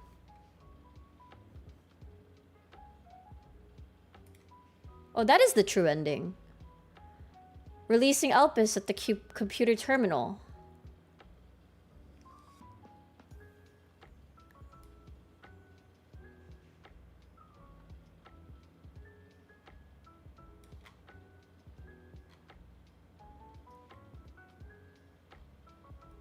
Yep. That's crazy. It works so fast. Yes, like so Leon can fight. But yeah, I think the takeaway is how cycles are breaking. Like I feel like Grace's story in particular, since she's a new character introduced here, there were really nice details about her character. The girl accentuated her story. The stalker girl would always appear during her character arcs. The fact that the document said that she had nobody, you know, she was all alone ever since her mom died. And now she has braved the storm, decided to save not only Emily, but also save Leon. So now, Grace isn't alone at the very end. And now she's more chirpy. She has a phone call while she's working. She's being called in the meeting and she doesn't fumble over her documents this time around. She has more confidence now. Like, I mean, who wouldn't get fucking confident after the ordeal that Grace went through, right? And it's quite the hopeful ending, you know? She banked on her mom's research. She really believed in herself at the very end. Ultimate, you say? But yes. I swear Leon should have fought Xenos to the death. I feel like there was a way for Capcom to expand on that bad ending. You know what I mean? Like, you know, okay, so while I was playing with Leon, as Leon, right, when he was succumbing to the T-virus, and then there was a scene where when you were controlling him, he would feel dizzy, and then the screen would turn blue. And that, I wish Capcom was a little braver in selling that destroying Elpis was a good ending up until it wasn't. But I felt like if Capcom did like put a Xeno boss fight at the end and kills Leon, maybe people wouldn't reload the save anymore. But I'm pretty sure that you can reload the save at that point. Like, imagine destroying Elpis unlocks a Xeno boss fight, but then you go total Zack Fair and he's just struggling. Like, I felt like Capcom could have nailed that even down. Like, nailed that harder. That part, the destroy Elpis harder. Like, people will think it's the right ending because you unlocked a boss fight, but then you lose at the end. You know what I mean? Like, he's just struggling. It's the weakest you've seen Leon. It would make you cry. It would make you fucking cry.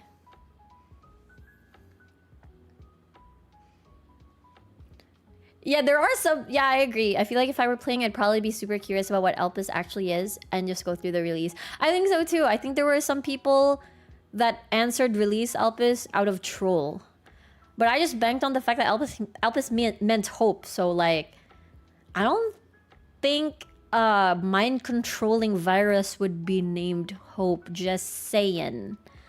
I think it would be named something really evil. You know what I mean? The first time he met Xeno there and slashed his arm should have been instead of a cutscene. Yeah, I know that there are a lot of players that are disappointed of Xeno's appearance. Like, it's such a wasted character. It felt like he had so much aura. He seemed really hot too. Only for him to just not be as interactable and just through cutscenes. Xeno is an Albert Wesker clone, from what I assume, with the way he moves. And the way Victor says that, you're just a copy, or something like that. I think he's a Wesker clone. Yeah. I think he is a Wesker clone.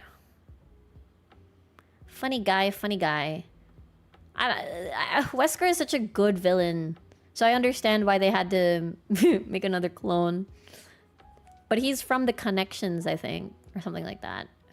You spend money to supply Victor's studies of discovering Elpis or something like that.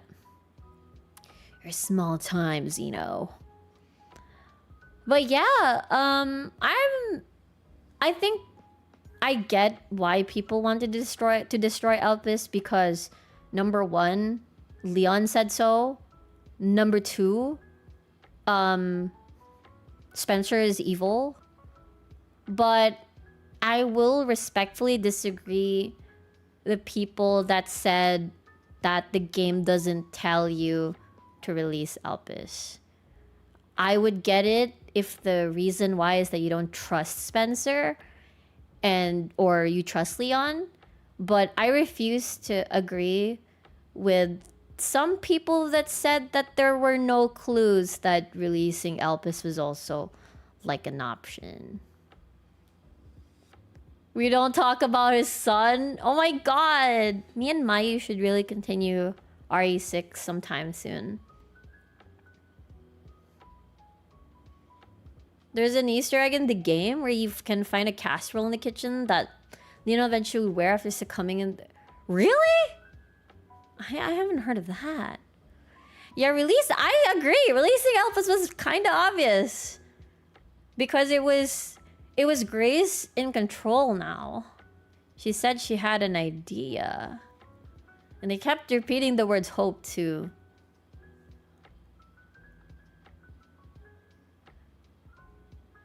It made me wonder why destroying it was even made an option. I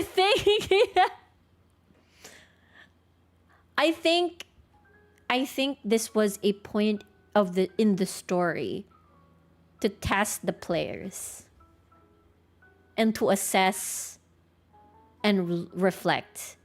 Because when you think about it, guys, there was actually no time to absorb anything as much. If they didn't put this option, destroy and release, it wouldn't force the players to think about and reflect the revelations. You know what I mean? I think this option was important because, come on, like, who stops after like watching this whole Spencer video, right? When you watch the whole Spencer video and then you see Leon succumbing to his wounds, Grace is like, oh, I gotta get to Leon. You're worried about Leon. So it was very hard to absorb the Spencer video interview or something like that. So I definitely get this option. It forces the player to think because there's not a lot of... Everything was just happening so fast. So I get this. I really love... I actually genuinely enjoy that Capcom added this part to contrast everything else.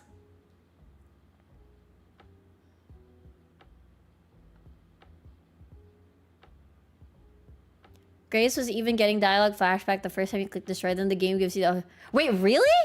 It gives you the option to choose again? For real? I didn't know that.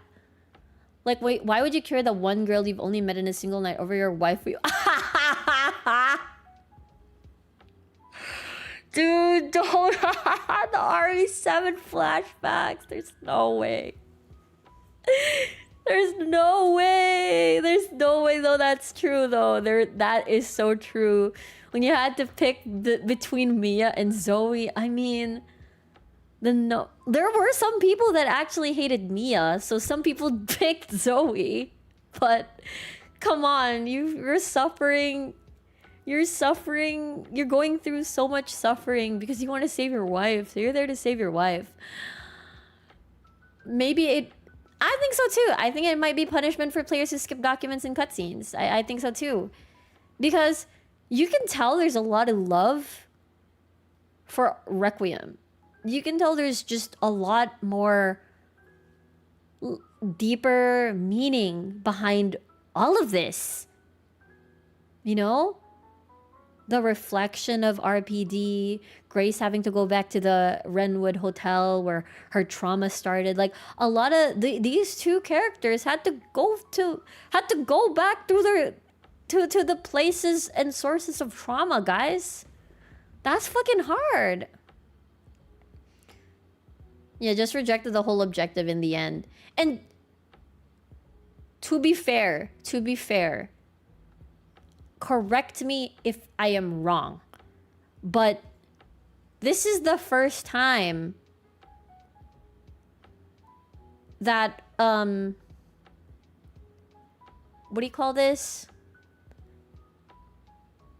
Wait. What was I gonna say? The first time that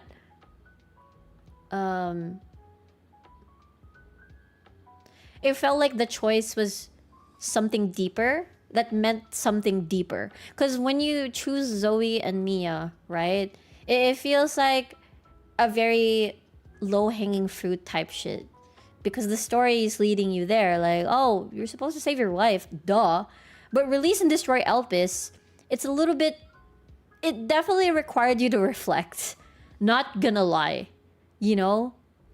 It definitely required you to reflect. Not super deep, but it required you to really... to think more than usual. Even if it was obvious, you had to think back. Because Leon was telling you to destroy it. Grace just saw a video about hope. But you're controlling Grace. Story was telling you hope.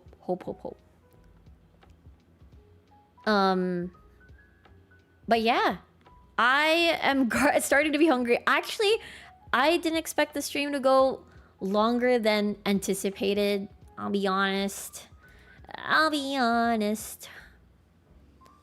So I'm getting a little hungry. Actually, I have some fun news for you guys. I'm streaming again after this. I'm actually streaming again after this. I'm playing Deadlock in a little late night, but I'll have to eat first. I will be streaming again in an hour, so it just makes a lot of sense for me to... I didn't expect to yap this much, but I also expected to yap this much. I'm gonna be streaming Deadlock in an hour, by the way, guys. Just letting you guys know.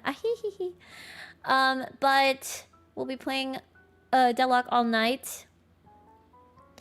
I'm gonna play Deadlock anyways. Might as well stream it, am I right? But yes, I really love this story. I think, you know, Resident Evil games are kind of funny by default.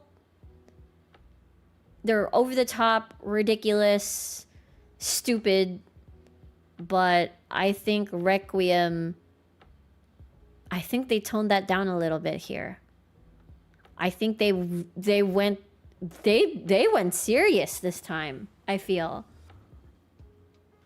Leon being in a super serious game and not microwaving a mold. Not microwaving a zombie like RE6 or saying extra stupid lines in RE4. No thanks, bro. Hasta luego. You know? Anyway, that is my full report on RE9. I love the game very much. I think it's much deeper compared to... It was like glaringly or blaringly deeper than the other Resident Evil Resident Evil titles. It's a lot less goofy. A lot less... It's still theatrical, but it's a lot less cheesy, I will say. Thank you very much for watching my presentation. I am so sorry we didn't get to the last slide, which is open discussion, because I am hungry. I didn't expect the stream to go this long, I'll be honest, but that's what happens when it's a yap stream, am I right? Am I right? But that is the meeting. The meeting has concluded. I'm trying to recall if you've already seen the movies. Yes, I have, except Death Island. I didn't get to watch Death Island yet. Would have been nice. Would be nice to watch Death Island if only I had. But yes, that is it for me tonight. Well, for now, I will be streaming Deadlock in an hour. I'm just gonna find food to eat. I'm gonna shower and all that jazz. Yeah, thank you so much for watching, everybody. It's a Saturday, so we can sleep late tonight. want to say thank you to Faux Rav, Soul Tiger 5, Xenos. Loves her t-shirt. Emmy Relapse. Who else am I missing? Everybody. Watch along. I don't know where to get it for where we can like legally watch it. You know what I mean? Thank you, Mad Machina. Thank you so much. And also thank you so much for the Goose Raid. Elia, shoutouts to you. Arigatou gozaimasu. Thank you so much, everybody, for watching today. Please do take note, I am streaming again in an hour. So just letting you guys know, I'm just going to take a little bit of a dinner break. Okay? Bye-bye, minna. Thank you so much for watching. I don't know if any of the VOLs girls are streaming tonight, so I might raid into them first. So, bye-bye! Just going to take a quick break. Might decide to move it a little if I eat too slow or do chores too slow. Okay? Thank you! Bye-bye! Arigatou gozaimasu! Have fun! See you later!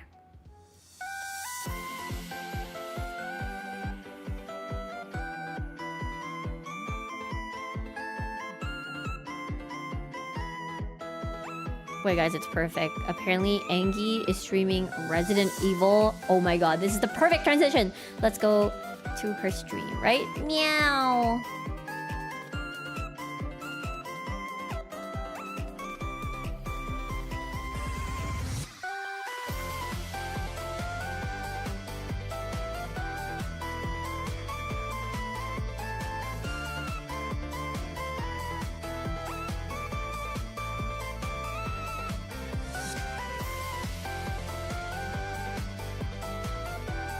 Wait a minute, why can't I see it?